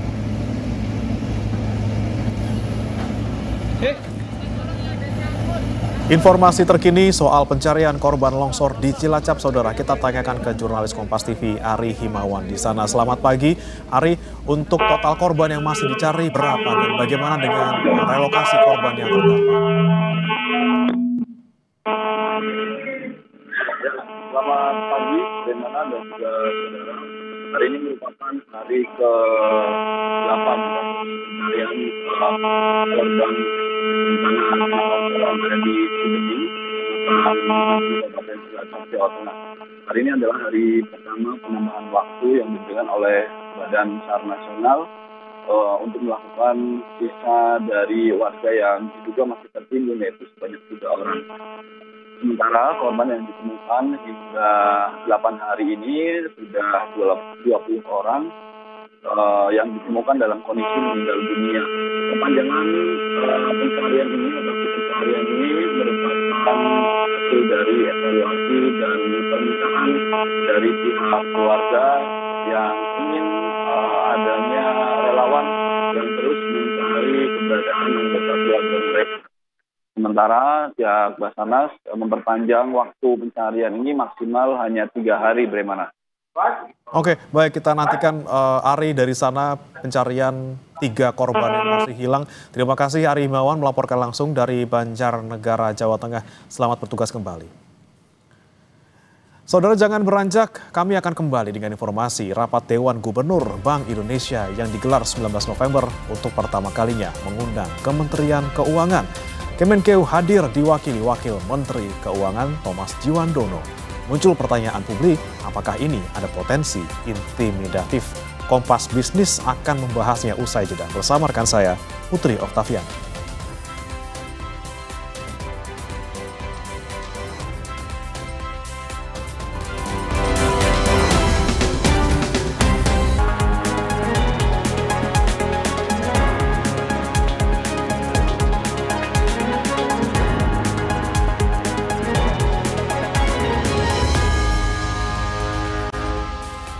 Anda menyaksikan Kompas Bisnis, Saudara, bersama saya Putri Oktaviani. Kemenkeu ada di setiap RDGBI. Boleh secara UU P2 SK, namun intimidatif? Ada yang nggak biasa nih pada rapat Dewan Gubernur Bank Indonesia yang digelar 19 November kemarin. Bank Indonesia memutuskan untuk mengundang Kementerian Keuangan. Kemenkeu pun hadir lewat Wakil Menteri Keuangan Thomas Djiwandono. Meski demikian, Saudara, perwakilan Kementerian Keuangan diberikan hak bicara tanpa hak suara. Lalu mengapa RDG November ini BI mengundang perwakilan Kemenkeu? Tujuannya apa dan ada sinyal apa? Meski boleh secara undang-undang, tapi bukankah muncul pertanyaan publik? Ada aroma intimidatif di balik kehadiran perwakilan Kementerian Keuangan? Sebelum membahas lebih jauh terkait dengan aturan ini, Kompas Bisnis akan sajikan terlebih dahulu apa yang menjadi keputusan rapat Dewan Gubernur BI kemarin. Oke, jadi di BI Rate 2025 ini adalah data yang kami sajikan, Saudara. Jadi BI ini kembali mempertahankan suku bunga acuan atau BI Rate di level 4,75%. Nah, keputusan ini masih melanjutkan tren pelonggaran kebijakan moneter akomodatif untuk mendukung pertumbuhan ekonomi Indonesia. Keputusan mempertahankan suku bunga ini ditetapkan dengan memperhatikan sejumlah indikator perekonomian baik global maupun domestik, termasuk perkembangan kredit di sektor perbankan. Kalau kita lihat ya, sejak awal tahun 2025, BI ini kayaknya nggak pernah sekalipun menaikkan suku bunga acuan. Kita baca terlebih dahulu ya. Di Januari, Saudara, ini BI Rate ada di level 5,75%. Kemudian Februari 5,75% juga. Maret masih sama 5,75%. April 5,75%. Dan pada bulan Mei ini turun jadi 5,50%, 5,50%. Juni masih sama 5,50%. Juli turun lagi 5,25%. Agustus 5%, September 4,75% dan berlanjut di September, Oktober dan November di 4,75%. Nah, kembali ke pembahasan. Mengapa pada RDG November ini BI mengundang Kementerian Keuangan? Apa sih dasarnya dan apa peran Kemenkeu di rapat ini? Berikut pernyataan lebih jelas dari Gubernur BI Peri Warjio. Maka Dewan Gubernur melalui surat undangan Gubernur Bank Indonesia mengundang kehadiran Menteri Keuangan tersebut dimulai dalam rapat Dewan Gubernur bulanan bulan November 2025 yang dilakukan melalui surat undangan Gubernur Bank Indonesia mewakili Bank Indonesia. Dalam hal kehadiran Menteri Keuangan itu diwakili oleh Wakil Menteri Keuangan, maka diperlukan surat kuasa dari Menteri Keuangan. Untuk berdasarkan hal-hal tersebut, maka pada hari ini untuk rapat Dewan Gubernur, kehadiran Menteri Keuangan diwakili oleh Wakil Menteri Keuangan Bapak Thomas Jiwandono sebagai wakil pemerintah berdasarkan surat kuasa Menteri Keuangan. Itulah yang dapat kami jelaskan. Nah, dari kehadiran Menteri Keuangan yang diwakili oleh Wakil Menteri Keuangan tadi, banyak informasi yang sangat bagus dalam mempererat koordinasi fiskal dan moneter. Nah, Saudara, Gubernur BI Peri Warjio juga memastikan undangan terhadap Kemenkeu telah mengikuti aturan yang berlaku, yaitu Undang-Undang tentang Bank Indonesia. Ini kita lihat terlebih dahulu ya, UU tentang Bank Indonesia pasal 43 ayat 1 yang berbunyi sekurang-kurangnya 1 kali dalam sebulan untuk menetapkan kebijakan umum di bidang moneter yang dapat dihadiri oleh seorang menteri atau lebih yang mewakili pemerintah dengan hak bicara tanpa hak suara. Nah, lebih lanjut, Dewan Gubernur BI menilai Menteri Keuangan ini perlu hadir dalam setiap RDG BI untuk mempererat koordinasi kebijakan moneter BI dan kebijakan fiskal pemerintah. Nah, untuk membahas Saudara lebih jelas arti dan apakah ada potensi intimidatif dari kehadiran perwakilan Kementerian Keuangan di rapat Dewan Gubernur, serta apakah keputusan BI mempertahankan suku bunga di 4,75% sudah tepat, Kompas Bisnis akan langsung membahasnya dengan ekonom dari Universitas Paramadina, Wijayanto. Sambil Pak Wijayanto, selamat pagi. Selamat pagi, Mbak Okta. Ya, Pak Wijayanto, ini menarik. Kemarin ini kayaknya Wamen Thomas Jiwandono hadir, mungkin memang secara undang-undang ini diperbolehkan Pak, tapi apakah menjamin kehadiran Kemenkeu ini tidak bisa dikatakan intimidatif terhadap keputusan dari Bank Indonesia? Ya, persepsi bahwa kehadirannya itu membawa kesan intimidatif itu sangat kuat. Apalagi kehadiran ini baru yang pertama kali sejak catatan saya ya, sejak Undang-Undang BI itu dikeluarkan tahun 1999.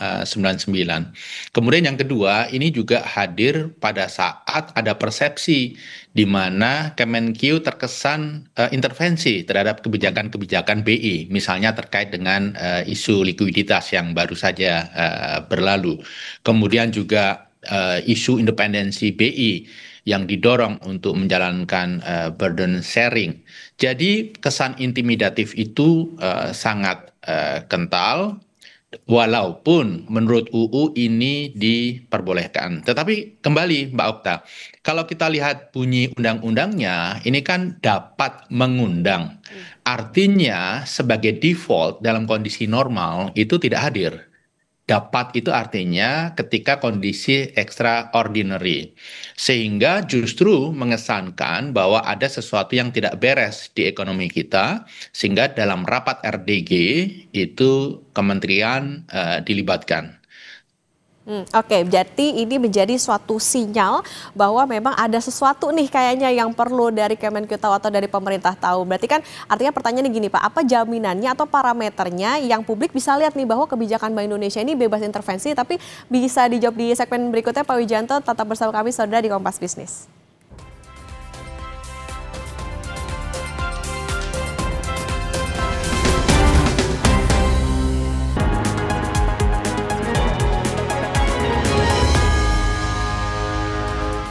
Kembali di Kompas Bisnis Saudara, dan kita akan melanjutkan perbincangan bersama dengan ekonom dari Universitas Paramadina Wijayanto. Sampai Pak Wijayanto, kita lanjutkan kembali. Tadi kan disebutkan bahwa memang sebetulnya boleh nih Pak secara aturan kalau misalnya Kementerian Keuangan, DP Kementerian Keuangan ini datang saat RDG.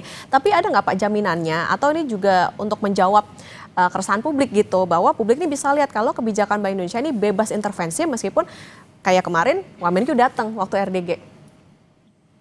Iya, intervensi atau tidak intervensi itu bisa dilakukan dengan berbagai cara. Pertemuan informal, komunikasi informal, kehadiran formal seperti RDG ini, atau pertemuan dalam forum-forum FSSK begitu ya. Nah, yang menjadi tantangan dan permasalahan sebenarnya lebih ke masalah persepsi. Jadi seolah-olah kehadiran ini itu menjustify concern publik, concern investor selama ini bahwa BI itu berkurang independensinya. Beberapa fenomena bulan-bulan terakhir kan sangat kencang begitu ya. Jadi saya melihat idealnya persepsi itu jangan dipelihara, sehingga kehadiran Kemenkyu dalam RDGBI menurut saya jangan dijadikan sesuatu yang sifatnya rutin, tetapi hanya diundang ketika memang ada isu-isu krusial saja. Memang ada banyak negara di mana sentral bank itu mewajibkan Kementerian Keuangannya hadir, seperti misalnya Jepang, Australia, Inggris, begitu ya. Tetapi ini praktek yang sudah mereka lakukan sejak puluhan tahun yang lalu. Ada negara yang Kemenkyu-nya tidak pernah hadir seperti Kanada, Amerika, Singapura. Jadi masing-masing central bank itu mempunyai style tersendiri. Nah, ketika Indonesia dari tadinya tidak pernah dihadiri Kemenkyu, kemudian tiba-tiba dihadiri perwakilan dari Kemenkyu, ini tentunya mengundang pertanyaan besar. Jadi sekali lagi Mbak Okta, ini adalah permasalahan persepsi sebenarnya, bukan permasalahan real intervensi.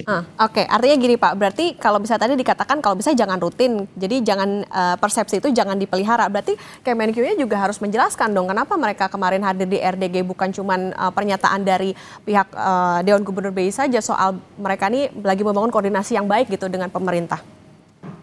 Ya, saya melihat memang triggernya kan dari BI. BI menyampaikan undangan. Ketika diundang, tentunya Kementerian Keuangan harus hadir karena sebagai sikap hormat antara institusi, gitu ya. Tetapi kehadiran itu kan kemudian mengundang persepsi yang tidak kita inginkan. Sekali lagi, kita ini sekarang sebenarnya sedang bermain di era di mana persepsi itu sangat kuat.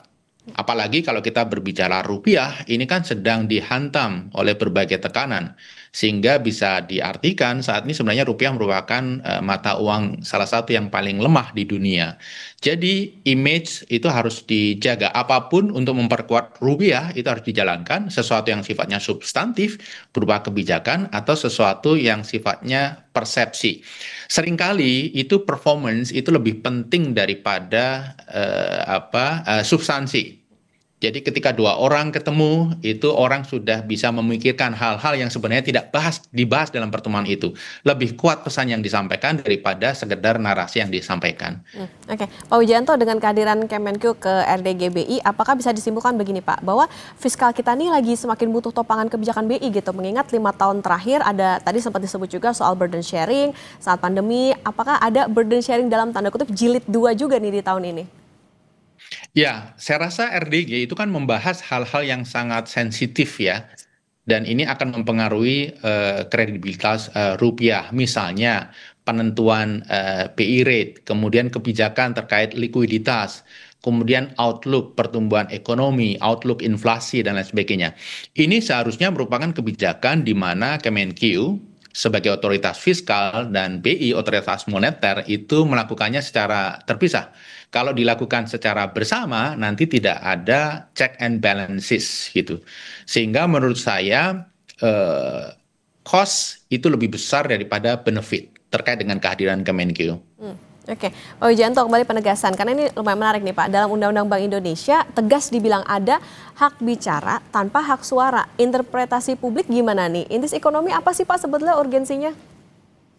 Ya, hak bicara tetapi bukan hak untuk melakukan vote. Menurut saya, hak bicara itu sendiri sangat powerful untuk mempengaruhi vote yang terjadi dalam suatu rapat, begitu kan?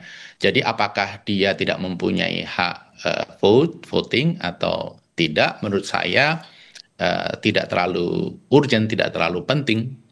Karena melalui narasi yang disampaikan dalam rapat, apalagi mewakili otoritas fiskal yang sangat powerful, Kementerian Keuangan bisa mempengaruhi voting yang dilakukan dalam RDG tersebut melalui informasi yang dia bagikan.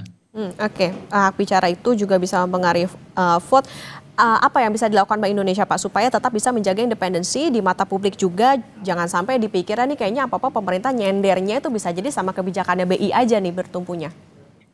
Ya, selama ini kan yang dikhawatirkan oleh pasar, oleh investor, oleh masyarakat itu adalah BI menjadi standby buyer-nya SBN. Jadi pemerintah menerbitkan surat hutang, tidak perlu khawatir, pasti laku karena ada standby buyer, yaitu BI.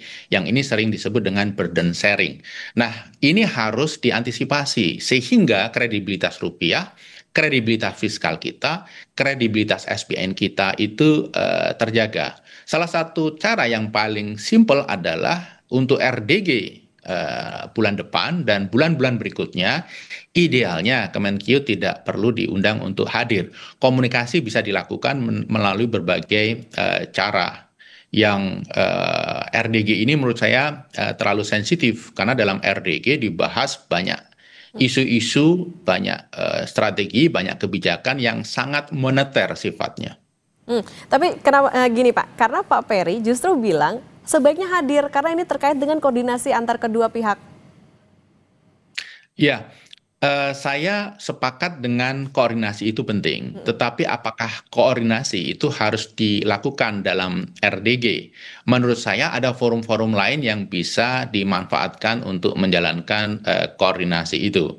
Tadi saya sampaikan ada forum SSK ya, Stabilitas Sistem Keuangan, kemudian ada juga pertemuan-pertemuan informal yang bisa dilakukan untuk sharing informasi begitu ya. Yang ini tidak sensitif karena kalau RDG ini meeting paling penting yang dilaksanakan oleh BI untuk mengambil kebijakan-kebijakan strategis, kemudian dihadiri oleh pihak non otoritas moneter, ini menurut saya membawa persepsi yang kurang positif dan ini harus dihindari. Oke, kembali lagi ke frasa soal dapat itu tadi ya Pak ya, berarti bisa dihadiri kalau memang ada sesuatu atau ada sesuatu yang sangat mendesak. Pak Wijayanto, kita ke soal Bank Indonesia pada bulan ini kan kembali tahan suku bunga nih Pak di 4,75%. Analisis Anda terutama soal konteks koordinasi fiskal moneter seperti apa?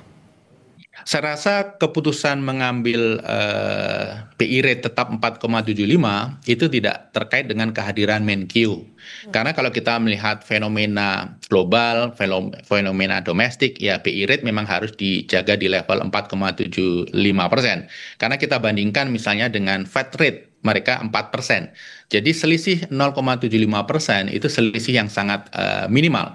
Kalau kemudian BI rate kita turunkan lagi, kita khawatir rupiah akan sangat terdampak. Jadi dalam sejarahnya gap antara BI rate dengan Fed rate itu selalu relatif lebar. Hanya ketika Amerika mengalami subprime mortgage, kemudian Amerika mengalami problem ekonomi terkait dengan COVID, memang Fed rate di bawah BI rate. Tetapi situasi ekonomi Amerika saat ini walaupun jauh dari situasi krisis, tetapi tidak bisa kita katakan mendekati situasi COVID atau subprime begitu. Jadi relatif normal sebenarnya. Oke, yang ditunggu juga bagaimana kepatuhan dari bank terkait dengan BI rate ini. Pak Wijayanto, mungkin terakhir singkat saja Pak, setelah pemerintah ini ikut muncul dalam RDG, seperti apa arah kebijakan moneter ke depan? Saya melihat BI akan menjaga BI rate tetap rendah untuk mendorong pertumbuhan ekonomi. Kemudian BI akan menjaga likuiditas sektor keuangan kita supaya memberikan ruang bergerak bagi real sektor. Kemudian BI akan menjaga daya saing ekonomi dengan memastikan rupiah stabil. Salah satunya dengan mengatur BI rate dan intervensi pasar. Oke, koordinasi itu perlu, tapi tentu yang diperhatikan adalah soal bagaimana nampaknya juga persepsi juga harus dijaga, jangan menjadi rutinitas begitu. Ini bisa dipertimbangkan dan jadi catatan juga oleh Bank Indonesia karena ini juga akan berdampak pada bagaimana persepsi masyarakat maupun juga pasar. Terima kasih Ekonom Universitas Paramadina Pak Wijayanto Samirin sudah bersama di Kompas Bisnis. Sehat selalu Pak Wijayanto. Terima kasih. Saudara, Gabungan Pengusaha Kelapa Sawit Indonesia atau GAPKI bercerita sawit Indonesia sedang menghadapi masalah utama, yakni stagnasi produksi dalam 5 tahun terakhir di tengah konsumsi domestik yang terus meningkat. Usai jeda, Renata Panggalo berbincang dengan Ketua Umum GAPKI. Tetaplah bersama di Kompas Bisnis.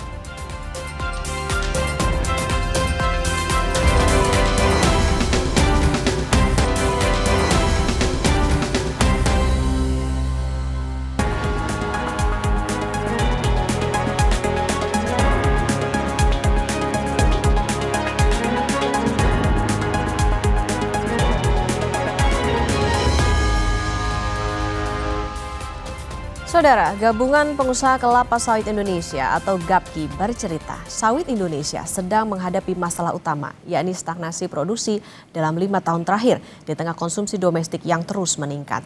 Realisasi program peremajaan sawit rakyat pun lambat, sehingga para pengusaha khawatir produktivitas lahan sawit terus menurun. Jurnalis Kompas TV Renata Panggalo dan juru kamera Yogi Syahrevi mewawancarai Ketua Umum GAPKI Edi Martono dalam perhelatan Indonesian Palm Oil Conference 2025 di Nusa Dua, Bali. Sejumlah tantangan dan juga peluang banyak sekali dibahas dalam IPOK 2025 ini, salah satunya untuk tantangan dari stagnasi produksi, kemudian dari peluang swasembada energi. Kira-kira bagaimana ya GAPKI membaca peluang dan juga tantangan ini, dan apa saja strateginya yang akan dilakukan? Bersama saya sudah bergabung Ketua GAPKI, ada Pak Edi Martono. Terima kasih banyak untuk waktunya, Pak Edi. Bagaimana kabarnya hari ini, Pak? Alhamdulillah sehat. Alhamdulillah ya Pak Edi. Oke, selain kabar dari Pak Edi nih, saya juga berharap kabar sawit Indonesia juga baik-baik aja nih Pak. Gimana sejauh ini? Sawit Indonesia memang saat ini sedang menghadapi beberapa masalah. Ya, artinya bahwa ini harus kita selesaikan. Utamanya sekarang kan di produksi kita dalam 5 tahun terakhir ini stagnan. Sementara konsumsi kita terus meningkat, ya, kita terus meningkat. Kita adalah memang produsen terbesar minyak sawit di dunia. Tetapi di sisi lain, kita juga sebagai konsumen minyak sawit terbesar di dunia. Nah, ini yang betul-betul harus kita waspada. Jangan sampai nanti kita sebagai konsumen minyak sawit terbesar di dunia, sementara produksi kita terus sementara stagnan dan produktivitas malah kecenderungannya turun. Ini bisa membahayakan kita. Kenapa demikian? Karena konsumsi kita terus meningkat. Nah, kita pernah menjadi dalam sejarah, kita tercatat dalam sejarah, kita pernah menjadi eksportir terbesar kedua gula di dunia. Kemudian ternyata sekarang kita menjadi importir yang sangat besar, importir gula. Nah, ini jangan sampai terjadi di sawit. Nah, oleh karena itu kita harus melihat masalah-masalah apa yang harus untuk meningkatkan produktivitas ini. Karena utamanya memang kendala utama adalah di peremajaan sawit rakyat. Peremajaan sawit rakyat ini sangat lambat. Kira-kira in average itu di rata-rata dalam 5 tahun terakhir ini hanya 19% pencapaiannya. Jadi jauh sekali. Ini masalahnya salah satunya adalah masuk dalam kawasan hutan, lahan-lahan petani. Akibatnya mereka tidak bisa mengakses dana dari BPDP yang 60 juta per hektar tersebut. Nah, ini harus benar-benar bisa diatasi. Untuk ke depan ini harus selesai. Tidak boleh terus berlanjut, ini menghambat peremajaan sawit rakyat. Yang kedua adalah masyarakat petani sendiri itu enggan untuk menebang sawitnya. Kenapa demikian? Lah, kalau nanti saya tebang, saya makan apa? Nah, artinya bahwa ini ada kendala. Bagaimana mengatasi kendala itu? Bisa dengan mungkin bantuan hidup selama menunggu. Ya, itu nanti harus dipikirkan. Ini PR kita bersama. Dan yang kedua bisa juga dengan intercropping, dengan memberikan tanaman sela, nah gitu, atau kegiatan lain. Nah, ini harus kita selesaikan. Kalau tidak, terus begini, ini kecenderungan justru produktivitas turun dan produksi stagnan, bahkan nanti bisa terjadi penurunan produksi sementara konsumsi kita terus meningkat, begitu. Jadi memang untuk sampai saat ini bagaimana kemudian kita bisa meningkatkan produksi kita ya Pak. Nah, berbicara soal produksi ini kita juga menarik untuk membicarakan mengenai strategi dari pemerintah untuk peremajaan sawit rakyat. Tadi Pak Dirjen Perkebunan sempat mengatakan bahwa targetnya ini bahkan belum tercapai sampai sekarang. Bagaimana GAPKI melihat ini? Tantangan terbesarnya adalah satu, yang dua tadi saya sampaikan, masalah kawasan hutan. Yang kedua adalah keengganan mereka menebang karena mereka merasa tidak ada keamanan untuk hidup. Kalau saya tebang, saya makan apa? Nah, ini yang harus diselesaikan, begitu. Karena mereka merasa, loh ini satu-satunya untuk penghasilan saya, kan gitu. Nah, ini kan kalau ditebang mereka harus nunggu paling nggak 3 tahun. Ya, walaupun sekarang dengan bibit-bibit yang unggul yang baru ini bisa 2,5 tahun. tapi ambil rata-rata kira-kira sekitar amannya di 3 tahun. Itu sudah menghasilkan. Nah, sekarang ini bahkan yang terjadi di petani, itu produktivitas itu sudah sekitar 10 ton per hektar per tahun TBS, standar buah segar. Bahkan di bawah itu, kan gitu. Nah, ini sudah tidak ekonomis sama sekali. Apabila mereka replanting, ini yang sudah terjadi, petani-petani yang mau melakukan replanting, bahkan sudah di atas 20 ton per hektar per tahun. Sudah 2 kali lipat lebih. Ini jauh lebih menguntungkan buat mereka. Nah, tinggal juga sosialisasi, juga memberikan penyadaran kepada mereka agar mereka mau melakukan itu. Karena dana itu sudah siapkan oleh pemerintah melalui BPDB. Dana itu adalah dana dari pungutan ekspor. Itu sudah siapkan. Nah, tetapi mereka tidak bisa mengakses karena tadi masuk dalam kawasan hutan. Yang kedua adalah mereka sendiri tidak mau melakukan penebangan. Nah, ini penebangan pohonnya untuk mengganti. Nah, ini yang harus diatasi begitu. Oke, selain strategi dari peremajaan sawit rakyat yang sampai saat ini mungkin belum mencapai target nih Pak, yang menarik juga bagaimana percepatan ISPO dan juga STDB, karena kita melihat begitu banyak tantangan dari luar ya Pak, ada EUDR, kemudian juga regulasi hijau lain yang mungkin menyusul ke depannya. Bagaimana caranya supaya petani sawit ini bisa terakomodasi dari segi sertifikasi dan juga STDB-nya? Betul, memang ISPO atau sustainability itu memang mandatory ya untuk ISPO. Semua, baik itu perusahaan maupun petani. Yang menjadi masalah adalah sekarang ISPO juga butuh biaya kan gitu untuk mendapatkan sertifikat, utamanya petani. Kalau perusahaan harusnya tidak ada masalah. Nah, ini juga harus dibantu supaya mereka mau mengurus untuk sertifikasi ISPO. Nah, ini memang banyak sekali saya bilang tadi, makanya saya bilang masih ada masalah di industri sawit kita, utamanya di hulu. Nah, ini memang harus bersama-sama nih pemerintah, nanti dunia usaha, perusahaan itu sebenarnya ikut membantu. Artinya begini, kalau yang mereka bermitra dengan perusahaan akan terlibat dalam untuk sertifikasi ISPO, artinya membantu petani. Yang menjadi masalah adalah yang swadaya, yang independen, smallholder. Nah itu. Nah ini yang betul-betul harus dipikirkan bersama. Nah dananya dari mana? Sebenarnya bisa juga nanti kita pikirkan apakah itu dana dari pungutan ekspor, seperti apa. Nah makanya saya boleh sampaikan. Kalau nanti ekspornya turun, apabila nanti mandator ditingkatkan, nanti kebutuhan dana itu banyak untuk itu. Membantu salah satunya membantu petani. Termasuk mungkin nanti untuk ISPO. Begitu. Oke, kita berpindah dari petani sawit, kita berbicara terkait peluang nih Pak. Ini swasembada energi juga menjadi topik yang hangat di IPOK 2025. Kita melihat bagaimana rencananya tahun depan akan ditingkatkan menjadi B50 begitu. Kalau dari Gapki sendiri ini melihatnya seperti apa? Apakah produksi kita ini sudah mencukupi sebenarnya untuk melompat ke B50? Kalau menurut perhitungan kami memang sebenarnya, dan juga kemarin dari hasil studinya Pranata UI, itu memang rasanya tidak mencukupi. Artinya tidak mencukupi. Kalau produksi secara total cukup, tapi kalau diterapkan itu mandatory B50, nanti ya pasti ekspornya akan berkurang, akan dikurangi. Dan tidak mungkin mengorbankan untuk pangan. Misalnya untuk minyak goreng kan tidak mungkin. Pasti yang akan dikurangi adalah ekspor. Nah tadi saya sampaikan, kalau ekspornya berkurang, sementara untuk dana insentif biodiesel dari pungutan ekspor. Nah kalau itu turun, otomatis pendapatan pungutan ekspor juga turun, kan gitu. Dan tadi saya sampaikan juga yang PSR. Nah ini memang sebaiknya betul-betul dipertimbangkan untuk implementasi B50 apabila kondisinya masih seperti saat ini. Artinya produksi stagnan, produktivitas kecenderungan turun, sebaiknya dipertimbangkan. Lebih bagus memang kita konsentrasi terlebih dahulu untuk bagaimana meningkatkan produktivitas dan produksi. Jadi jangan kita nanti hilirisasi sementara hulunya tidak diperhatikan. Huluisasi seharusnya yang pertama. Kalau hulunya tidak bagus supply-nya, hilirnya tidak akan bisa jalan. Kan hilir tergantung dengan hulu, gitu.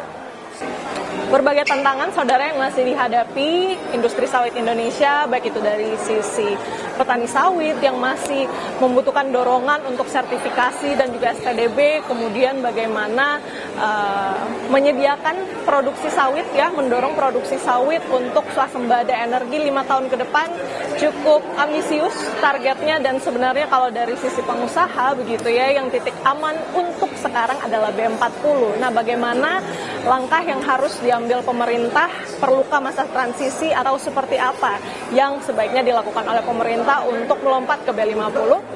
Renata Panggalo, Yogi Syarefi, Kompas TV, Bali. Polda Metro Jaya kembali memeriksa tersangka kasus dugaan ijazah palsu Jokowi, Roy Suryo, hari ini. Informasi yang kami hadirkan usai jeda saudara, tetap di Sapa Indonesia Pagi.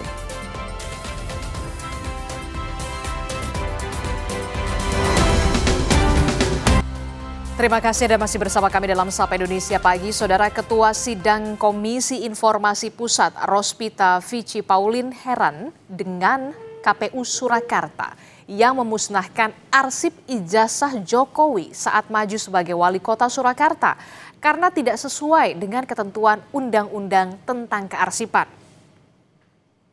Kenapa tadi saya tanya di awal? KPU Surakarta menjelaskan pemusnahan arsip berdasarkan jadwal retensi arsip yang mengacu pada peraturan KPU nomor 27 tahun 2023. Sementara Jokowi maju sebagai calon wali kota Surakarta pada 2005 dan 2009. Sidang sengketa ijazah Jokowi oleh KIP merupakan bagian dari upaya pihak penggugat yang menamakan diri mereka Bon Jovi atau bongkar ijazah Jokowi untuk membuktikan ada tidaknya ijazah asli Jokowi yang dipakai dalam kontestasi pilkada dan juga pilpres.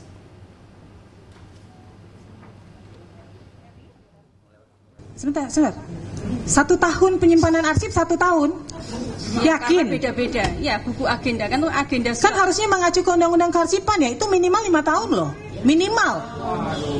Masa sih 1 tahun arsip dimusnahkan? PKPU nomor berapa coba yang menyatakan dimusnahkan? Tahun 2023. Jadi ada arsip yang bersifat musnah dan tetap. Nah, ini termasuk agenda surat itu termasuk yang musnah. 1 tahun aktif, 2 tahun inaktif. Ini saya bingung nih, 1 tahun nggak ada loh. Saya nggak tahu arsip mana yang 1 tahun kemudian dimusnahkan. 1 tahun aktif, 2 tahun inaktif. 1 tahun aktif, 2 tahun inaktif. Berarti tahunnya berapa? 3 tahun. Ya 3 tahun. Masa retensi penyimpanan arsip tuh nggak ada yang di bawah 3 tahun, nggak ada yang di bawah 5 tahun. Ketua Komisi Percepatan Reformasi Polri Jimli Asyidiki memberikan penjelasan soal Refli Harun dan Roy Suryo CS yang walk out dari ruang audiensi. Jimli mengatakan audiensi adalah permintaan Refli Harun. Namun sebelum pertemuan, Jimli sudah menegaskan tim reformasi Polri tidak bisa menggelar dialog dengan Roy Suryo CS karena statusnya sudah tersangka. Jimli sempat menawarkan audiensi bisa berjalan dengan Refli, asalkan Roy Suryo CS tidak terlibat diskusi. Namun usul itu ditolak Refli. Jimli mengatakan secara etika tidak dibenarkan tim reformasi Polri bertemu dengan tersangka. Kesimpulannya sebaiknya kita tidak menerima yang statusnya tersangka. Begitu, supaya apa? Supaya kita fair. Ini adalah lembaga resmi bertemu di PTIK, di belakang juga ada reskrim, duduk tadi ikut menjadi peserta, lalu kemudian kita harus menghargai, menghormati proses hukum yang sudah jalan. Belum terbukti dia salah, tapi kita juga harus memegang etika.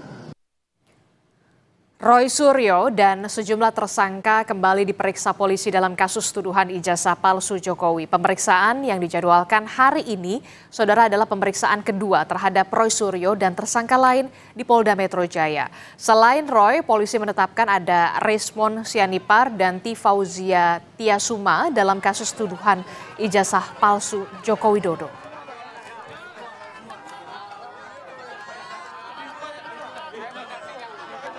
Lalu bagaimana dengan perkembangan kasus tuduhan ijazah palsu Jokowi? Kita akan tanyakan kepada jurnalis Kompas TV, sudah ada Jihan Jufri dan juru kamera Septa Yoga berada di Polda Metro Jaya. Jihan, jadi jam berapa tepatnya Roy Suryo CS ini akan diperiksa oleh penyidik Polda Metro Jaya, dan apa informasi dari Roy Suryo yang akan disiapkan Roy Suryo CS dalam pemeriksaan kali ini?